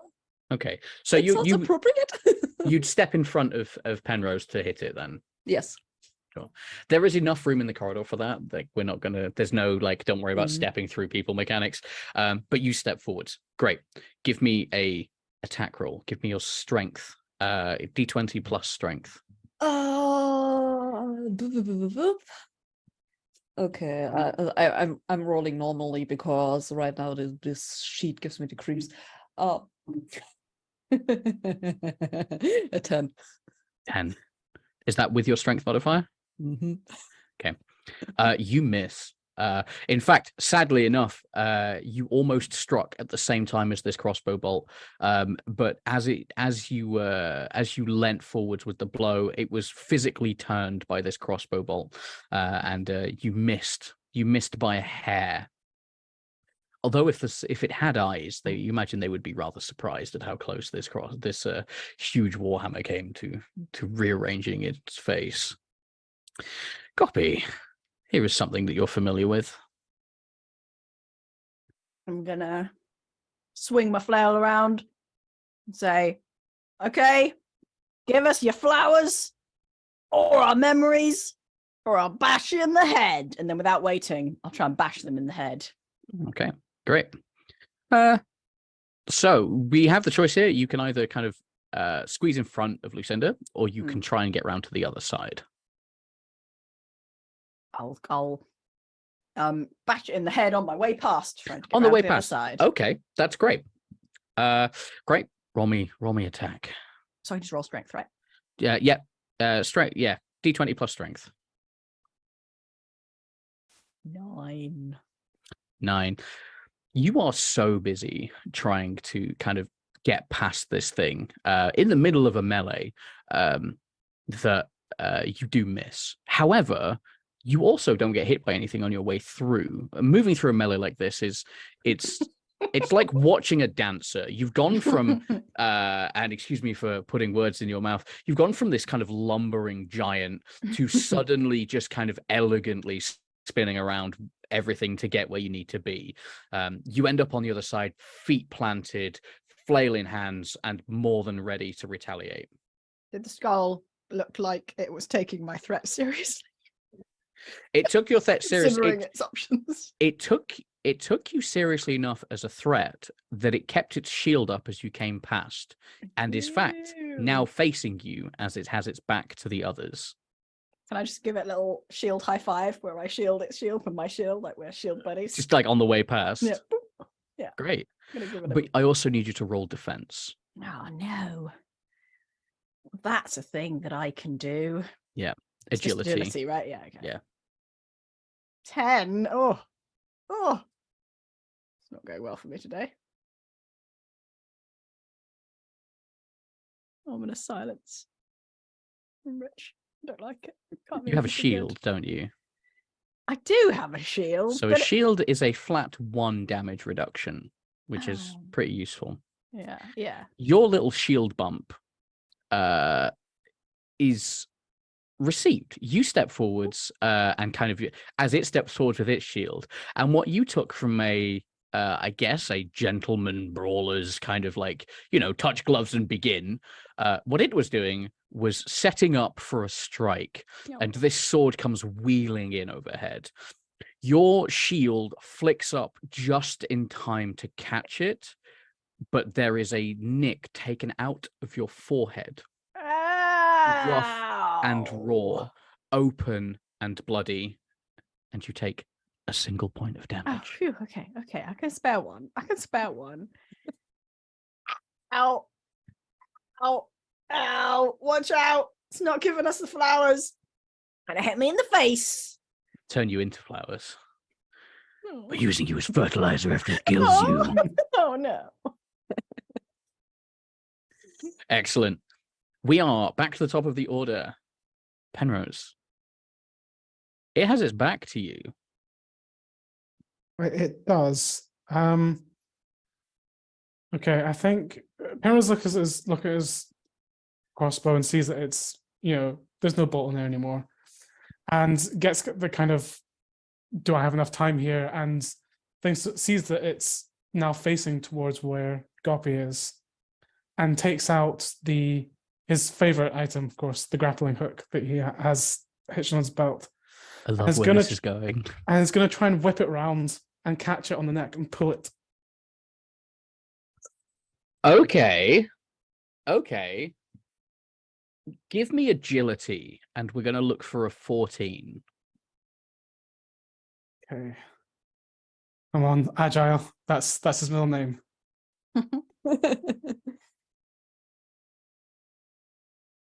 That's an 18. That's such a good roll. The hook not only gets round the neck, the spike of it goes under the jaw. Roll me a d8. Is there a way in the... Yep, on the left, you've got a little d20 icon. You can just click, roll over it. You get a whole bunch of dice. You can just click d8 straight from there. Sorry, Or I believe there is also, you can just slash roll 1d8 in the chat. It's been a while since I've... there we go. The head comes clean off. The rest of the body kind of crumples to pieces. There is now nothing holding it together, and it quickly resembles, very similar to the pile you saw in the storage room, a set of unconnected bones held together by this goopy mass. You find yourself with a grappling hook in one hand and a skull in the other. In the depths of the skull, flower petals.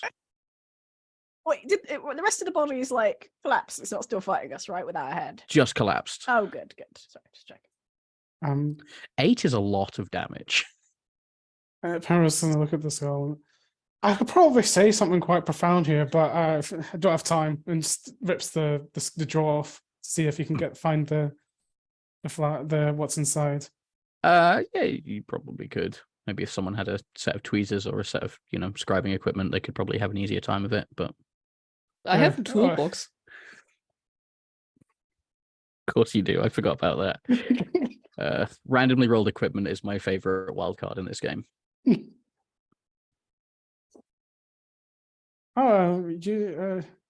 you think you could get There's something inside there, Linda. You could get her out. I can try.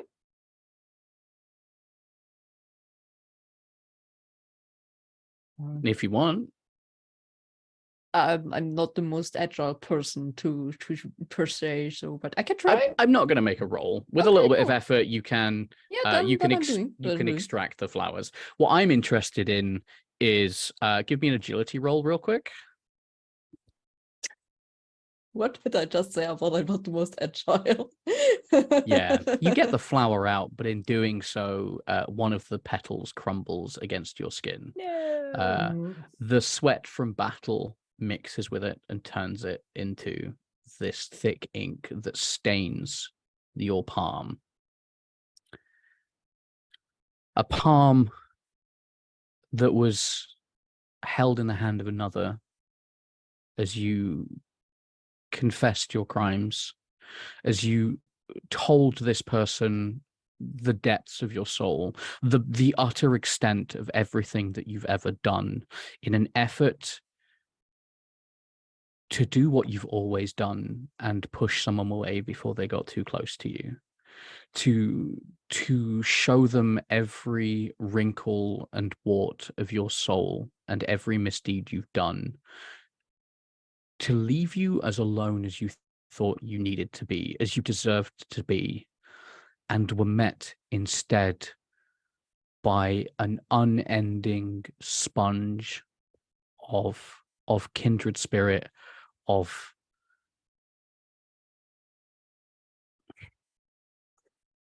love isn't strong enough. This person at this moment completed you, and you became inseparable. And then you are stood in a stony corridor holding about 3/4 of one of these flowers.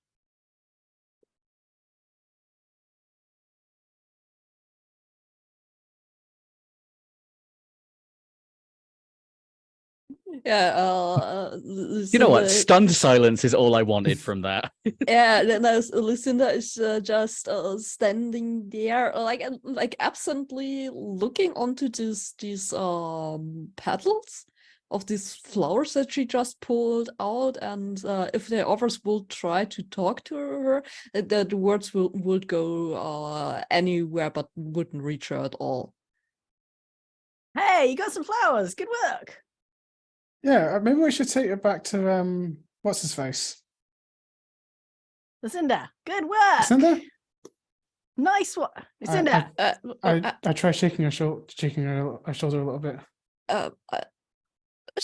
Sorry, I think I just had a weird memory. Was it a good one? Did Heart anyone give you a feels medal? warm. You are reminded of these feelings. It is like they are real to you. This is a good memory. Did you get a medal, Lucinda? Better or worse? Something in that kind, I think. Nice. Yeah. Nice. This is great. Right, should we look for more flowers or should we take them back now? I think since Penny killed that thing, it's worth that he gets them. Do you want to go back now, Penny, or do you want to like get a whole bunch of flowers? If they're just inside skulls, this is great because like we can like bash them and like look how you like pew pew, like that was great. Penny, like I would like have you in my army if you wanted to be in my army. I mean, I don't know if I've ever been in an army before, but you know, give it a shot. Yeah, try anything once. Go to war. Why not? To your right, a short staircase to a door. Behind you, a room unexplored and a scribe.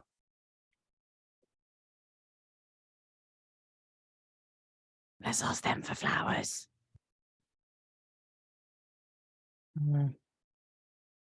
Yeah. Can how I feel about taking this one, the flower we've got back, to get a memory, to go for a memory now? Okay. To a scribe? Okay. We're coming back would- for you. I Well, shout. it's, at yeah, the it's just scribe. because like we saw it, it's quite fragile. I don't want to accidentally destroy all the all the That's bits. true. Maybe taking the delicate flowers into a combat scenario is not best. That's smart. This is smart. See, that's why you'd be in my army. You'd be like the smart one. Oh yeah, So yeah. we're going I see- back, are we? Yeah. Wow. Do we have something like a glass or anything where we can put them in so A that they are not... vase.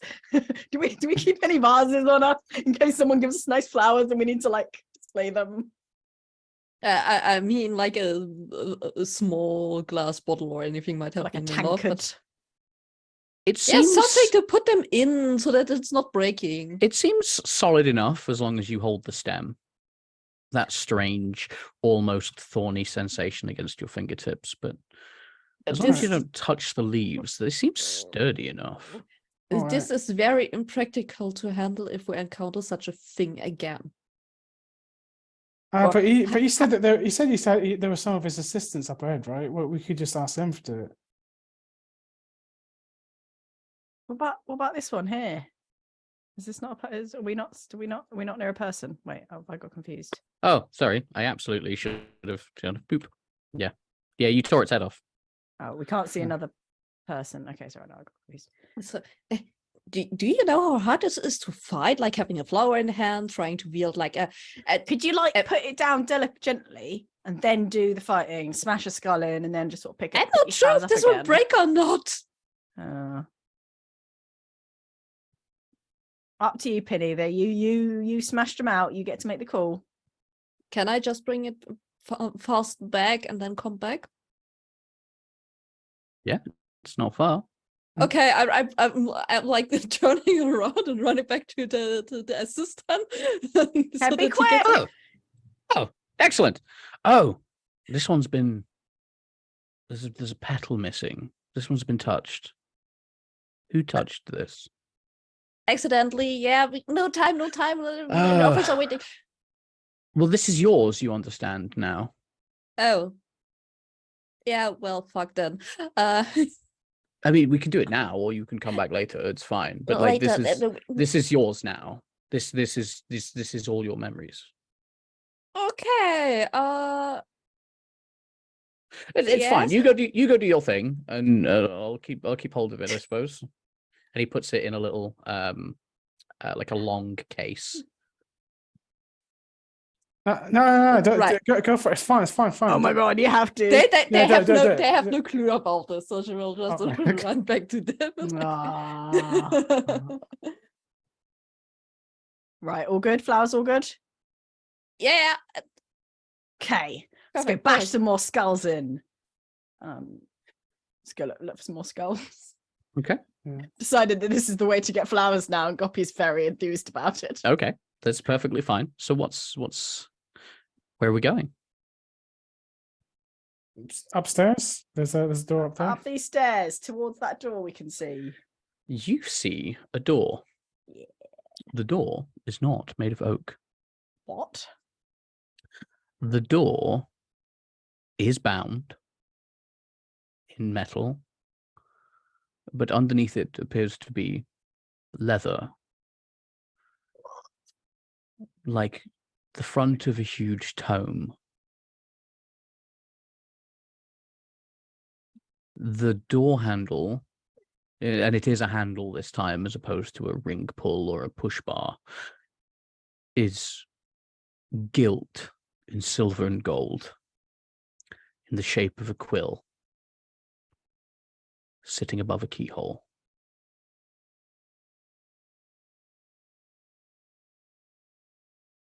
Try and turn the handle. Nope. Rattle the door. Nope. Knock on the door. Are there any skulls in there with flowers in them? We have come to bash you open. There is a deep rumble that moves the floor. Whoa.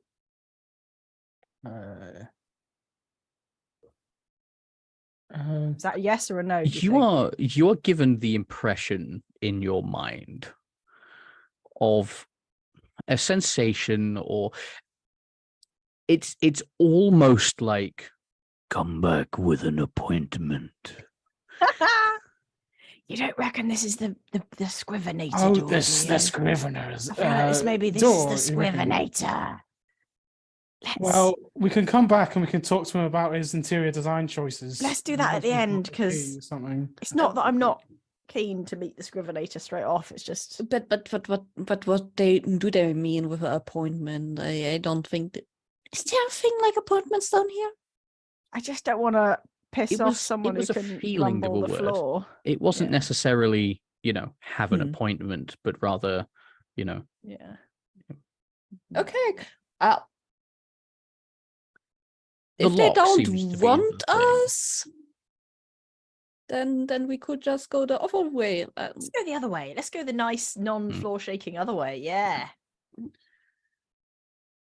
As you step away, the floor kind of rumbles again. Oh no. Oh man. Hmm. Something like that. And it basically, again, it kind of, there are no words, but you do feel like, open my door when you are worthy. I'm not ready for that. I'm not ready for the Scrivenator.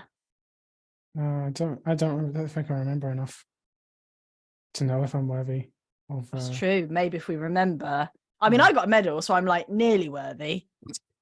Pretty sure. I'm gonna. Let me just remember getting some more medals, and then Where's get your the medal now? confidence. Look down. Nope. Try and There look is a for, like- slightly less faded patch where it obviously sat for a while. I hope no one's nicked my medal when we were like asleep. Maybe I just put it in a safe I mean, place. I didn't see it when No. I got up. So maybe, yeah, Maybe I'll remember where I left it. yeah. I mean, I think we're quite far down. Maybe it fell off your jacket when you're coming down. When you fix the stairs, maybe we'll find it. Okay. Oh God, I hope so. Oh man. Can we carry on down this corridor that we're on? Is there further? Yeah, I guess so. Like, Oh, I can't tell. I'm looking at there had been some black ink. and this is Isn't the it? end. Yeah. Okay. Let's go. Where are we here. heading? Oh, like let's say down here, I guess. Okay. Yes. So here again, you can see that Oh no. Ink. thick, viscous, inky black fluid all over the floor. It obviously pools here. You don't really have a feel for how deep it should be, but from the way the room slopes down slightly, no more than knee high in places. This you will just- so ruin my clothes. Did you decide it wasn't actually poisonous though, right? I mean, it just turned everything it touched into like black ink, but I mean, it doesn't. It only hurt for like a second or so. It It's- hurt. Oh man. I mean, just in my brain, but not. It in my hurt hands. your brain. I mean, in a manner of speaking, it was fine though afterwards. I feel like we've been everywhere else that isn't like through the ink. So if we want to find some more flowers, I don't want to go back to that Scrivenator right now. So, right, I think I will look good in black, and I will step forward, wading into the ink. Right. As your boots touch it, nothing happens. Oh, I didn't hurt at all. Uh, What are you talking about, Penny? Right up until it soaks through your boots and hits your skin. God damn it! Sorry. It actually was not sorry. As- No, As not they're even a saying, like, little what bit. are you talking about? It's just like suddenly hits. You have the same issue Penrose did. You are hit with the psychic equivalent of a bucket of ice cold water being thrown at your face. 1,000, 10,000 memories hit you all at once, flail screaming past your face, but none of them are yours and none of them stick. However, there is a moment in the memories where you recognize your own face from a different perspective. You are lying on the floor. Your Your leg has been severed at the knee. You're in agony. You're bleeding out. Above you is a towering mountain of a woman, a flail in one hand, in the other what looks to be a broken off sword, something that she's just struck you with and left you. She looks down at you. She sneers, a pure contempt and malice. She spits at your body and leaves you for dead. And then it's gone.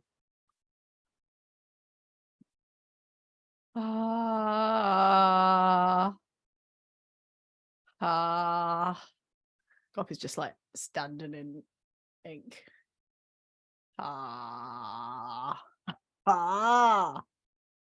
You're right there. I mean, it's like I said, it's. Did you just get a stroke?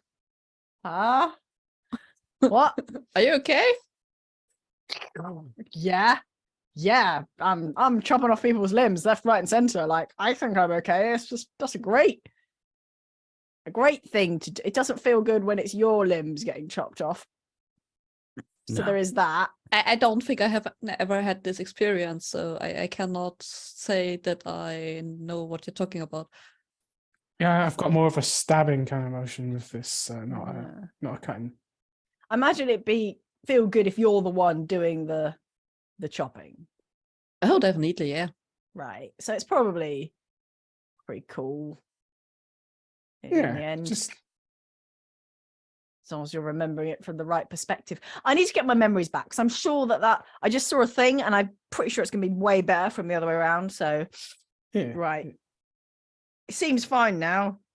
I take another sort of tentative step and like, yep, I kind of want to nothing see happens. If it's Everything's fine. Like that once it's hit. Yeah, this is fine. It's just some inky blood. There. I don't march down the corridor. Excellent. As you get to kind of halfway into that pool, shall we say, almost knee-high at this point, perhaps you misjudged. Or perhaps you were just thinking of somebody else's shins when you thought how deep it was. Either way, there is a burbling, like marsh water in the ink. And from the ink rises 3 more of those inky beasts, those mockeries of skeletal servants.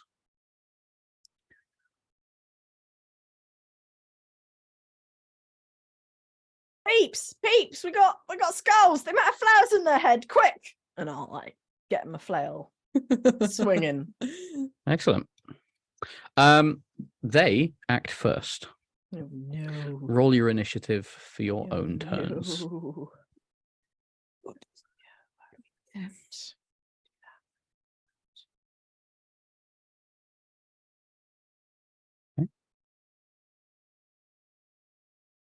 Right, I'm just gonna roll agility, yeah? Yeah. Just gonna roll agility. Right. Good. Sorry, it's D6 plus agility.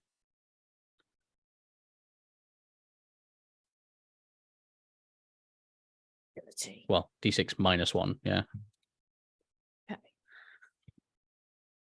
Okay. Right. Sadly, you are front and center as these things rise out. They are, they look like they've been inanimate for a while.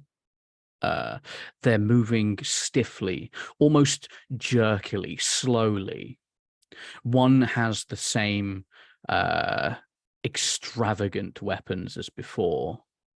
One at the back appears to be limbering up a small short bow. Again, the fletchings on the arrows overly ornate, overly long. And besides you, one wielding a spear. The head fully a third of the length of the shaft, looking like a nobleman's pen nib, like a fountain pen. Regardless of the aesthetics, all 3 as this thick ink blood rolls off them, sloughs off of their bodies. Each steps forward to attack. First, sword and shield strikes at Goppy. A simple thrust, a beginner's move. Defend. Oh right. Oh, you have to roll that. Oh no. Oh, you made it sound really easy. If I roll low now, that's worse. There is rubbish. a modifier on this roll as they are currently waking up. Is it, Mummy? Is it agility or presence? Defense is agility. Oh no! I rolled This is a zero. really good Oh, time to man. talk about omens. Oh yeah, that is. Oh no! I just rolled a nat 20 and then a nat 1 in a row. Sad times. A natural one. So, unless -1, you so spend 0. unless you spend an omen, this will critically hit you. I critted. They don't roll. I crit. This is bad. Okay, I'm spending an omen. Okay. I don't want to be critted by You have the choice an of easy hit. It'll be really embarrassing. you can cancel the crit and Yeah. take normal damage, Right. or you can re-roll the whole thing. Oh. I'll re-roll the whole thing, because then I could either not crit, which would be likely and great, or not Okay. get hit. Yeah. Even better. So Go for it. definitely seems better to re-roll. So I'll roll agility again. 13. Excellent. Yes. Oh, good. Okay. Your Oh, reflexes are nothing to be sniffed at. really It's an embarrassing. easy parry. You sweep the blade out to one side. You don't even break a sweat.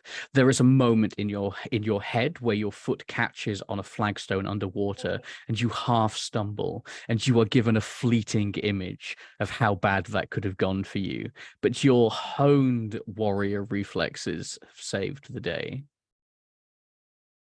But like, people will watch it. I can I just like take a quick glance back to see Pinny and Lucinda and make sure they saw me, like, Yeah. not embarrass myself. What you do see as you do that, though, is an arrow Yeah. almost follow your line of sight towards Pinny, Oops. who must roll to defend.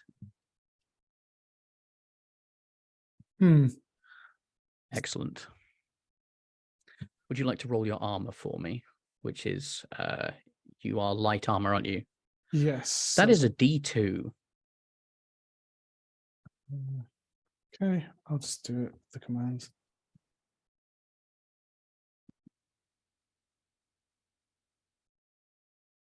That's one. Okay. Yeah. This arrow strikes you in your thigh, right in the meat of it, Oh. and passes nearly the entire way through your leg.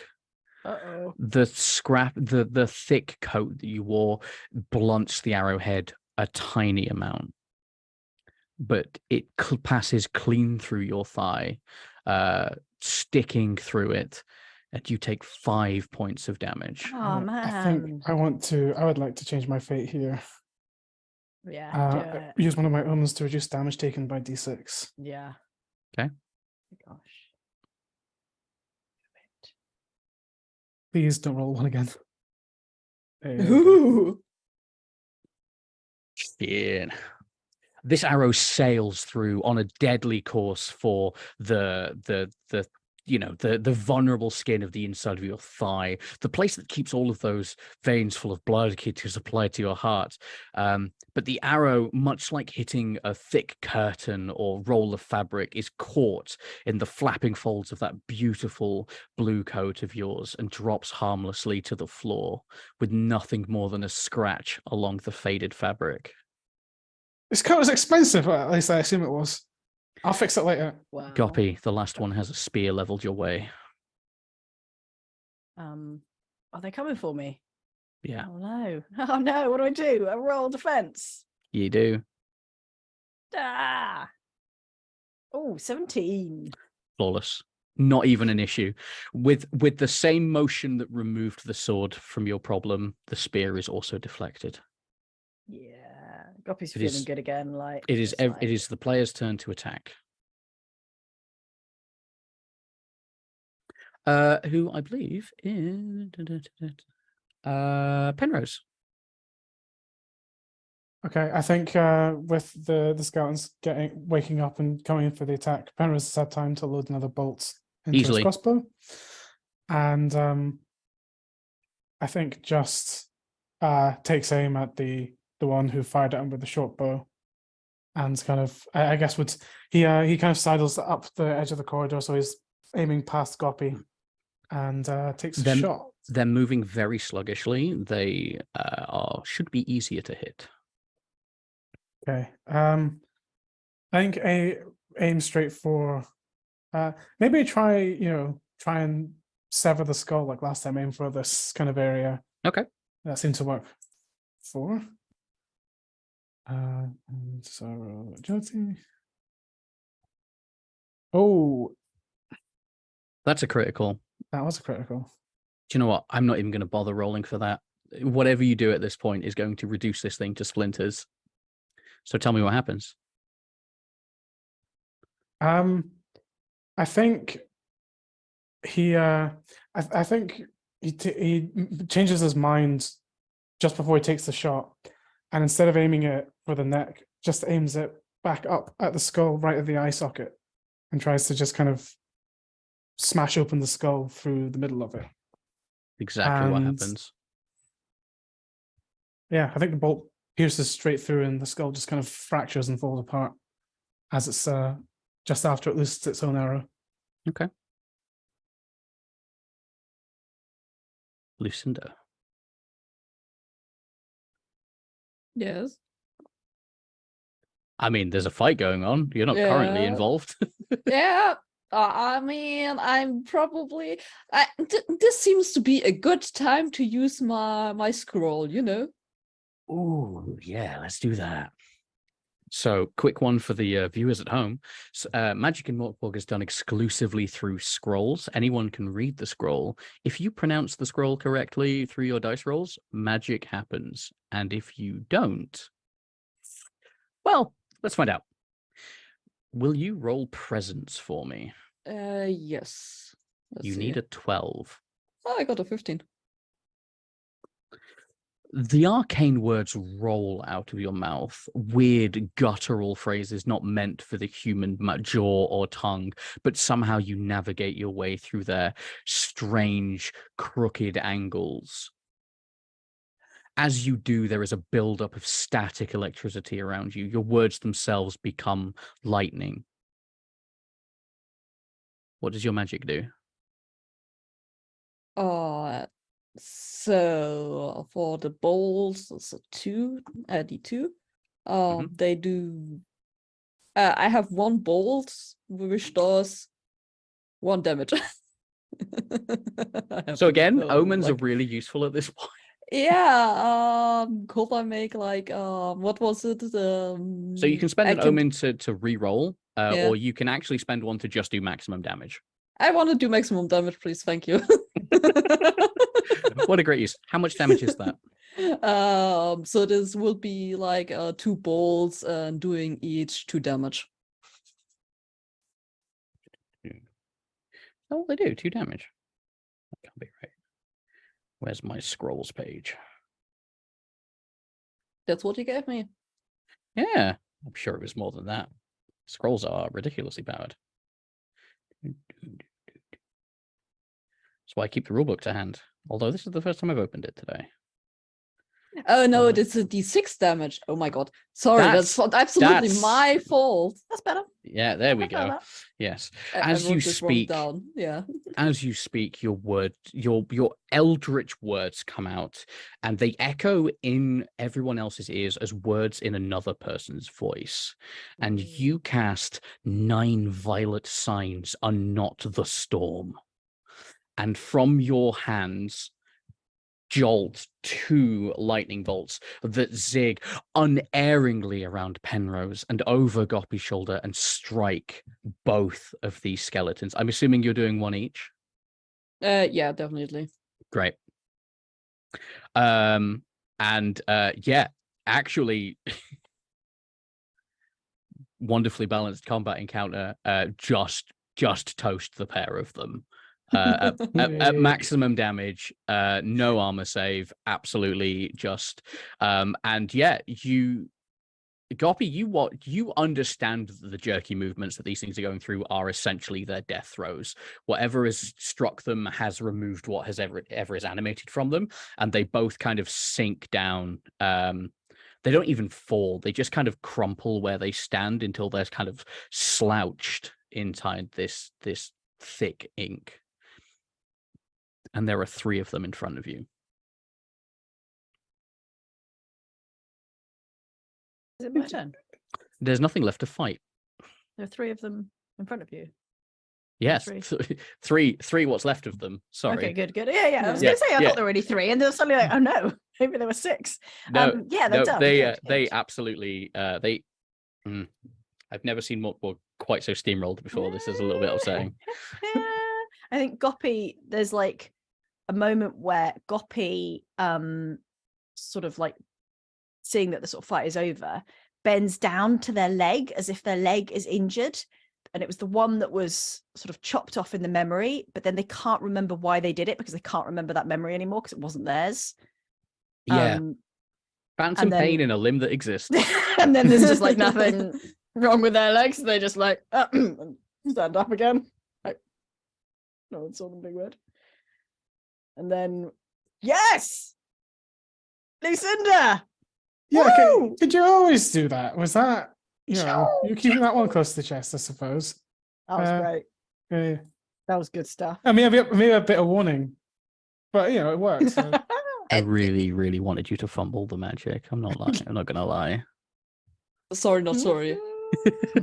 Magic fumbles are my favorite. That's what people expect from me. Toasting things. So, what now? Wait, let's maybe they got they're all, is there anything, do you reckon there's any flowers left in there? Oh, down I lots of broke one of the skulls. There wasn't nothing fell out though, so maybe not that one at least. I'm gonna poke it with my foot. The one that's had its head blown off, the arrow obviously caught the inside of the eye socket and kind of took off that kind of outer shell of head. If it was just a headshot, then yes, the flower would have been destroyed, but you had to go and crit. And I can't punish someone for a critical hit. So what you've done is you've actually exposed the flower. Yeah. All right, This could not have gone better for you, and I'm very upset about that. Rolling well today. I mean, hold on. What? No, I think it might still be there. Wait, hold on. We'll get it before it sinks into the sludge stuff. Oh yeah, good point. Blub blub blub. I think Goppy will like try and pick up the whole skull. Yeah, it comes And off then- with minimal effort for someone of your strength. And then just sort of hold it out to Penny as if like a waiter presenting an hors d'oeuvre. Penny goes over to take it and then gets to the edge of the ink and pauses. And kind of feels that kind of pain in his side that he felt last time he touched the ink. Not as bad. And- There's a lot of memories that have already tried to get you here, so it's not half as bad as it was before. And gingerly takes the flower from Goppy after that. Then I'm going to go back and look at the other 2. Yeah, the other 2 exactly the same. They've got these strange flowers. On closer inspection, the roots actually extend all the way down around the neck. Oh man. You think these things had been paper before? Like parchment? What, the skulls? Yeah. Like that this is I think that would make sense that these skulls are basically the remains of the bones of some people that died, that were used as a fertilizer, and the flowers actually have grown like into that kind of stuff. Gardening is dark. I did not realize gardening was this dark. Like, Oh, Yeah, I mean, I'm starting, and maybe we're talking about trying to get the scribe more hobbies. And I'm thinking maybe we don't encourage him It's bad hobbies. Imagine what he would do if he took up brewing. Oh Oh. no! I'm gonna have a peek through the window in this room before leaving. How A dusty corridor stretches off further than your light does. You get the impression of rooms off to the side, but unusually the floors across this side are coated with a thick layer of grey, almost like sandy dust. It's obvious that it's not been disturbed for a while. In comparison, all the areas you've been have been relatively clean. Can I give the bars a shake? Absolutely solid. how about we're bringing these floors back and recollecting some of our memories? Yeah. I think you're right. Just thought I'd check. Maybe Yeah. it's even enough to go to the scrivenator. Yeah, maybe this is all the flowers we need. Yeah, it's probably great. Let's dawdle on back. Probably fine. Ah, welcome back. I did hear signs of a scuffle. Are you all right? Great. It sounded like a couple of people almost got hit for lots of damage, but then didn't for some reason. Yeah, they tore a nasty hole in my jacket, but Ah, is that all? How lucky for you. How absolutely wonderful for you. I'm absolutely thrilled that Yeah, went so well for you. yeah, me too, because it was like this close to going straight into my leg, you know. Oh, that would have been Oh, terrible. no, it would be awful. Can't believe it. Anyway, I'm sure you brought me something more interesting than tales of you effortlessly waltzing through a dungeon. We got some flowers. Oh, marvelous.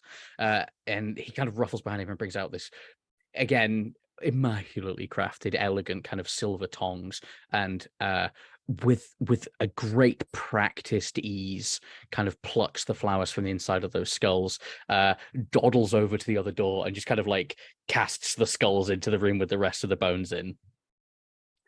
Comes back.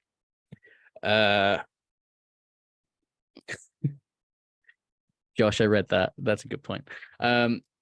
Anyways, derailed me now. Anyway, and he brings them back and he lays them out, and there's 3 2/3 of a flower in front. And he goes, "This is more than enough. 3 would have been plenty. I must warn you, obviously, you've had a petal apiece at this point.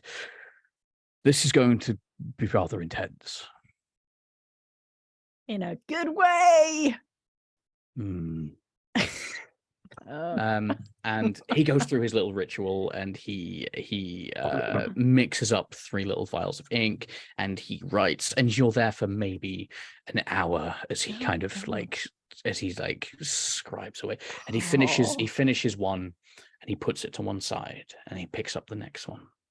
Copy is barely lasting. You with the are boredom, more than right? welcome to pick up yours as he puts it down. Oh, well, I've got to be polite. It's probably one of the others first, because I've not successfully Let's go smashed Penny anything's head first. in. In turn,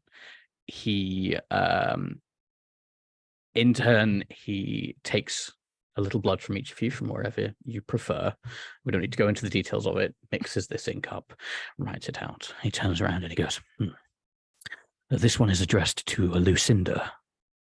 I hope this is one of you. Otherwise, something's gone terribly wrong."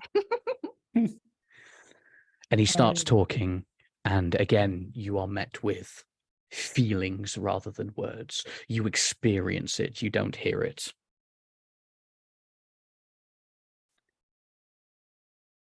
It's in the slums, your house, but it's good enough because of who you share it with. What you do is what you want. You're not a killer for hire. You're a killer for convenience, a thief, a smuggler, whatever takes your fancy, and by your side the whole time is it's not even fair to call them the right hand. It's not even fair to call them the right arm. It's like they're half of your whole body. Less an accomplice, more a partner. Well, in fact, partner's not even strong enough. You spend years, and although it is poverty, it is scum, what in the world isn't? But you have something far more precious. And from your ill-gotten gains and your whimsy, you manage to scrape a wonderful living. The walls of your shack have flowers on sometimes. You always have food, and sometimes strong liquor. One day they knock at your door. They take it off its hinges. Knocking is not strong enough. The Inquisition. You are accused of heresy of the highest order. Just you, and are to be taken away. They step forwards, claim it was them, and because they were there with you for the whole time, provide enough details. They're clapped in chains. You are left behind as they dive in front of that arrow for you. There's months, and you haven't heard anything. The flowers in the vase have wilted away. The games, the hunting, the fighting, the stealing have lost their gleam. And there's nobody in the world you care about or trust. So you go to a church of the Scrivener, and you have it all taken away.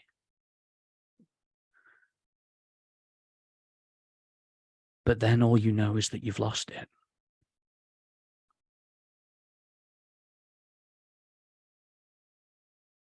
The good and the bad, all gone. Everything that you bargained away is back.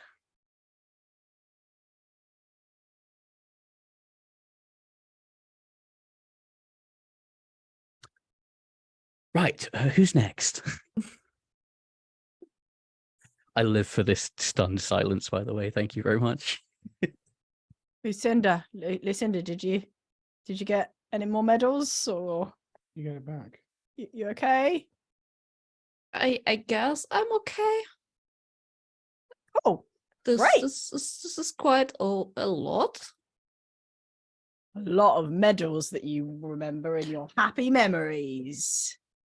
Yes, definitely. Nice. Yes. Nice. This is going to be good. I feel like we've made good choices here, Penny, don't you? I mean, if the last one wasn't great, this one's got to be the good one, right? Oh, my last one was pretty good. I got a medal. Yeah. Oh, I'm sure the rest of them will be good too. Penrose. Penrose, am I saying that right? That's correct, yeah. Call me What, your Penny, name though. was Penny? You Uh, lied. You have a secret identity. And the feelings begin all over again from a mouth that speaks in human words. It speaks the language of the heart and soul. A minor noble, Penrose. First son of a wealthy trading family who made his name in ever more daring trades, long distance, dangerous lands, contraband, the works, and the thrill of it all. Oh, was never matched. In the end, it wasn't about the goods. It was about the thrill the whole time. So when you were presented a contract, so dangerous, so blindly dangerous, but the payoff. You'd be the top of the pile, your family elevated to new heights. You signed your name. You remember that much already. You signed your name. The game was rigged from the start. Your caravans ambushed before they even left the city. Burnt to the ground. Every single one of your family's retainers burnt to the ground with them. Your house now destitute, owing more than it had ever owned. And you were outcast to gamble for coppers in the gutters. Are still unable to scratch that itch, but this time your back bowed by the weight of that horned owl on your scarf, the only symbol of a once great family that lives in the alleyways and gutters where you put them. You remember everything you lost.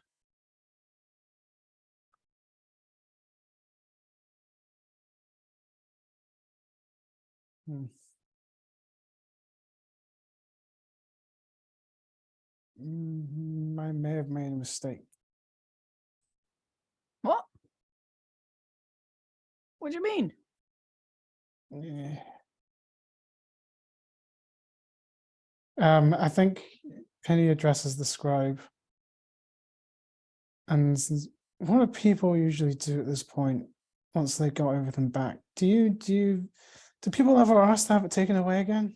You have the option. You can leave now, and none of this will stay, and you will be a husk with no memory on the outside world. Or you can talk to the Scrivener and keep it.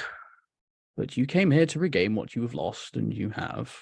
What's the chances I end up back here if I give it back again? That's not for me to say, I'm afraid.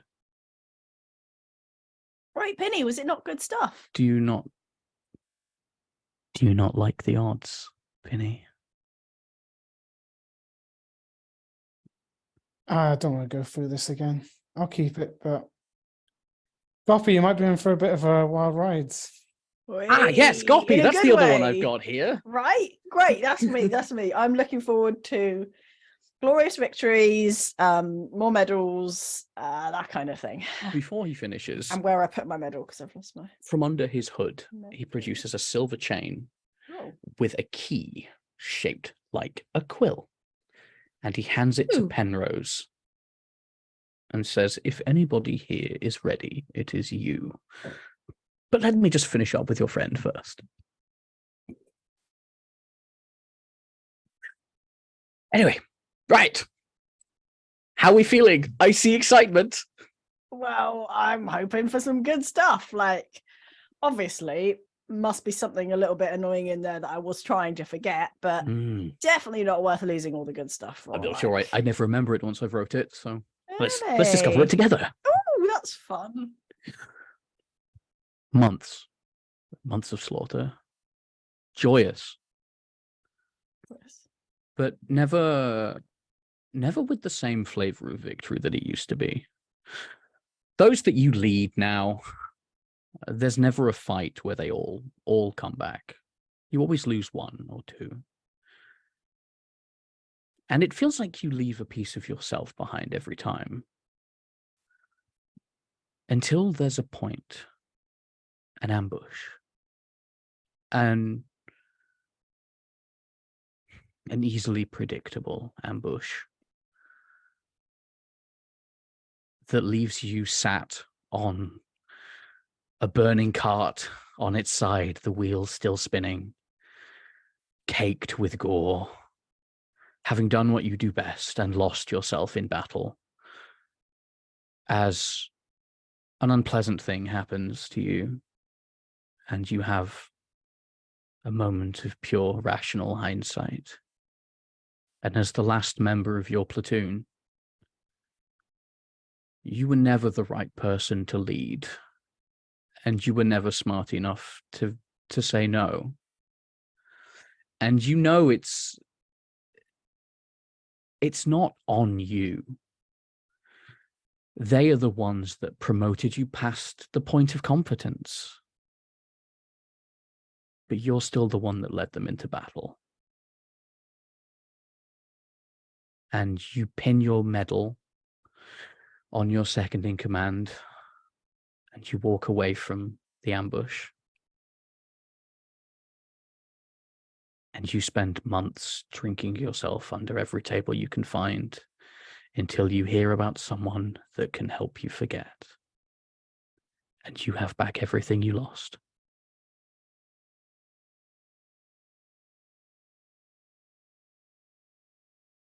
I remembered where my medal is. Oh no! Probably not lost. Vinny. Don't be in my army. Okay? Well, I mean, Don't do it. I don't think I'll really be fit to, if I'm honest. So I think we both think the same thing. Okay, good. We got that sorted out. The two paths in front of you. His mood has changed. He's somber and deliberate. There are two paths in front of you. The scrivener, to which you have the key, and the stairs are open to you now. I can make no more choices for you.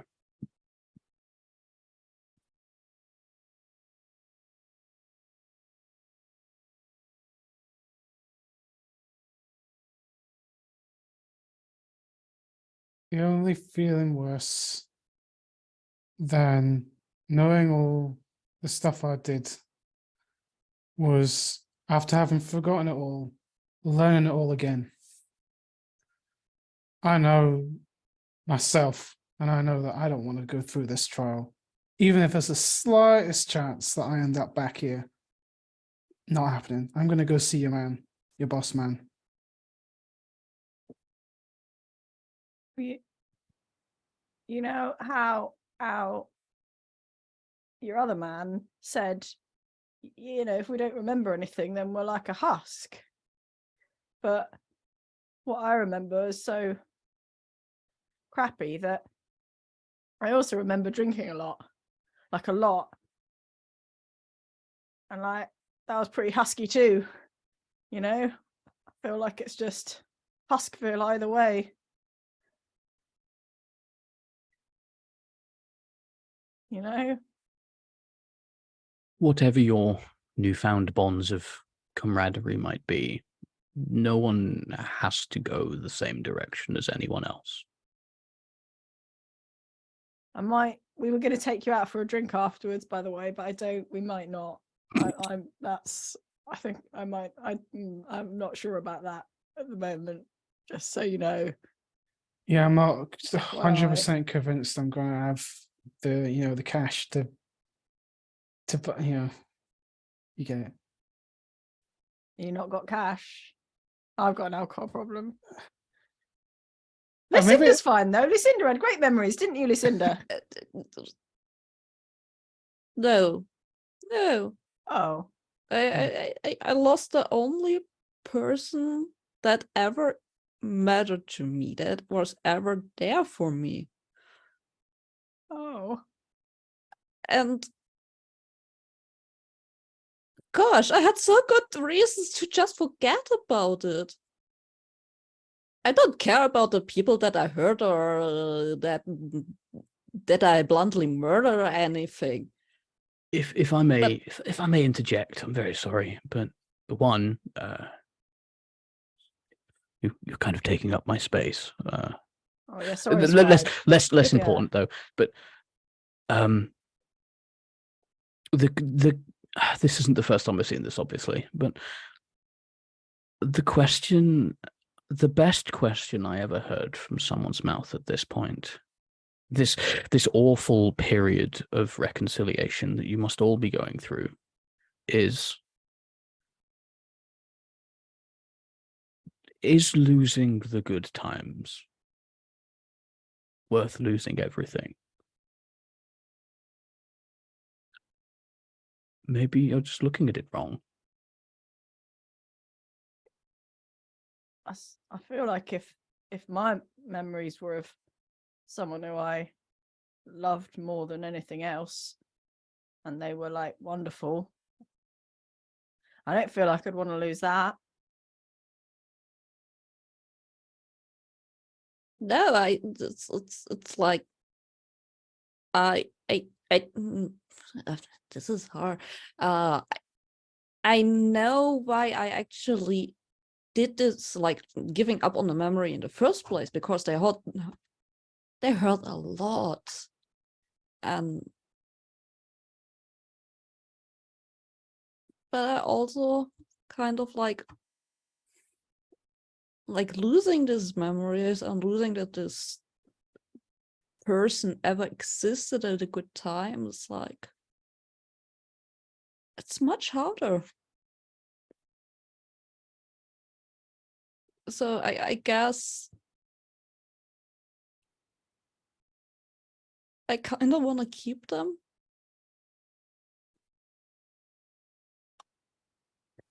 Oh, you do have that option.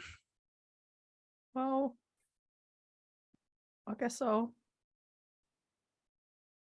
I don't want to be like a husk by myself. At least if I come with you, I can be a husk with you guys. Oh man. Oh man. It's bad. It's bad, and then there's just a lot of alcohol involved. But yeah, maybe being back here is worse. I was happy not remembering things for a while, you know? Do you reckon I'll ever yeah. feel like that again? Well, then maybe it's Yes. time to bring this to a close. Nudge, nudge. Yeah, Guppy will, follow you back to the Scrivenator. Yes. The key fits the lock flawlessly. Obviously, insane craft work. The door swings open silently. The room inside is much more plushly decorated than the others. The walls hung with rich fabric, and on a dais sits a monster.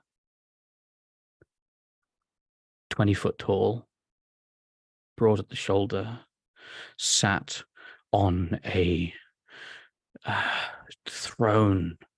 There's no other word for it. Endlessly writing in a tome 6 feet thick.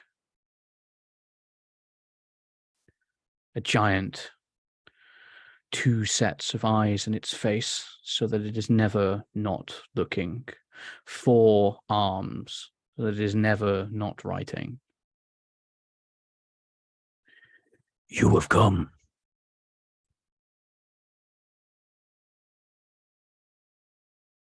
Yeah, we don't have an appointment or anything, sorry. 3 of its arms reach behind its throne and pulls 3 rolled scrolls. This is everything you gave us to come in here. Not just the memories you found here, but all of it. They say you come here to deal, but this is it. You take your scroll and leave. You agree to this. Should you ever step foot in here again, you will die. And you will be made into an inky ghoul, and you will serve me forever. Oh no. This is the deal. Once you have this now, you will never lose it again. Is this what you want?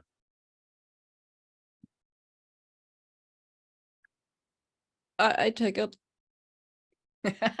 Yeah. It's like a shock. It's like a shock of cold water the moment it touches you.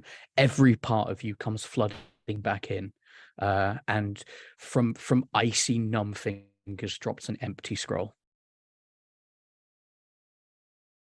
You are whole and you are free.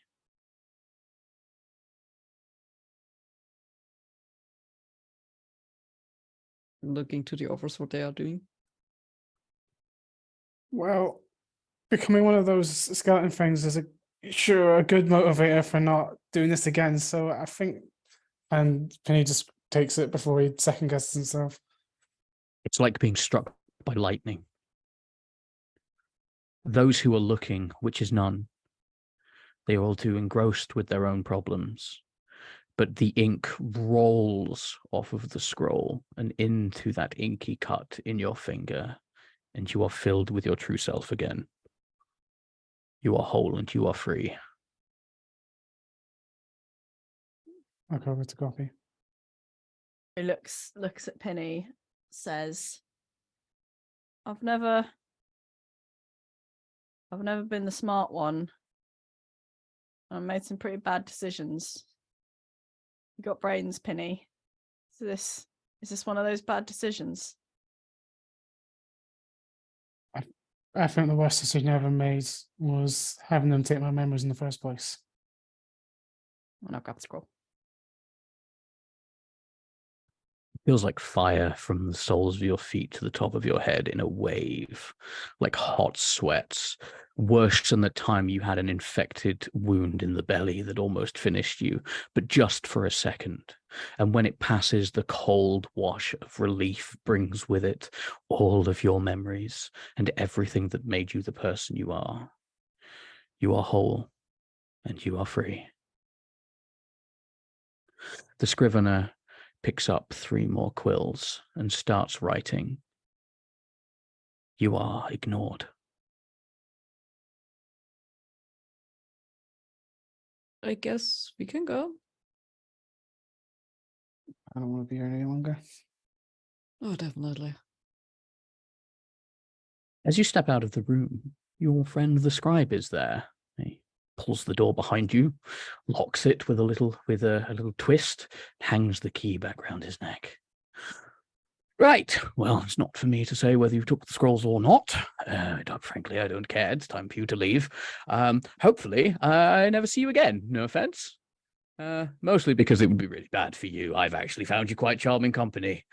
This way. And he kind of bumbles you charmingly out as far as his room, where he opens the door for you. Well, hopefully not to see you ever again. You definitely fix the stairs though, right? Because just saying Yes. okay, Yes. because it was Yeah, get some different plants for the. You can grow some vegetables or something. All right. Stairs. Yes. The stairs beckon you. You walk about a dozen steps up and find yourself in front of a ramshackle old door. You push it open and you'll find yourself in a back alley of the great city of Galgenbeck, capital of the world, familiar to all of you. As the last of you steps through, the door swings shut of its own accord, with a thud that sounds like the tolling of a great bell. Were you to turn and look behind you at this point? The door's still there, I'm not a monster. But it will not move, no matter how much you try the lock. pushing And you are or left, pulling. pushing or pulling, and you are left. As our camera zooms out and leaves our 3 people as nothing more than dots in the sprawling cities of the largest city in the world. 3 more stories told, with the rest of the book in front of them to fill. The end. Thank you very much. Richard Stamp, everyone! Josh, I very much thank you for letting us have 3 minutes. Yeah, thank you. Thanks everyone for sticking with us. Thank you. This was wild. Rich, that was amazing. Well done.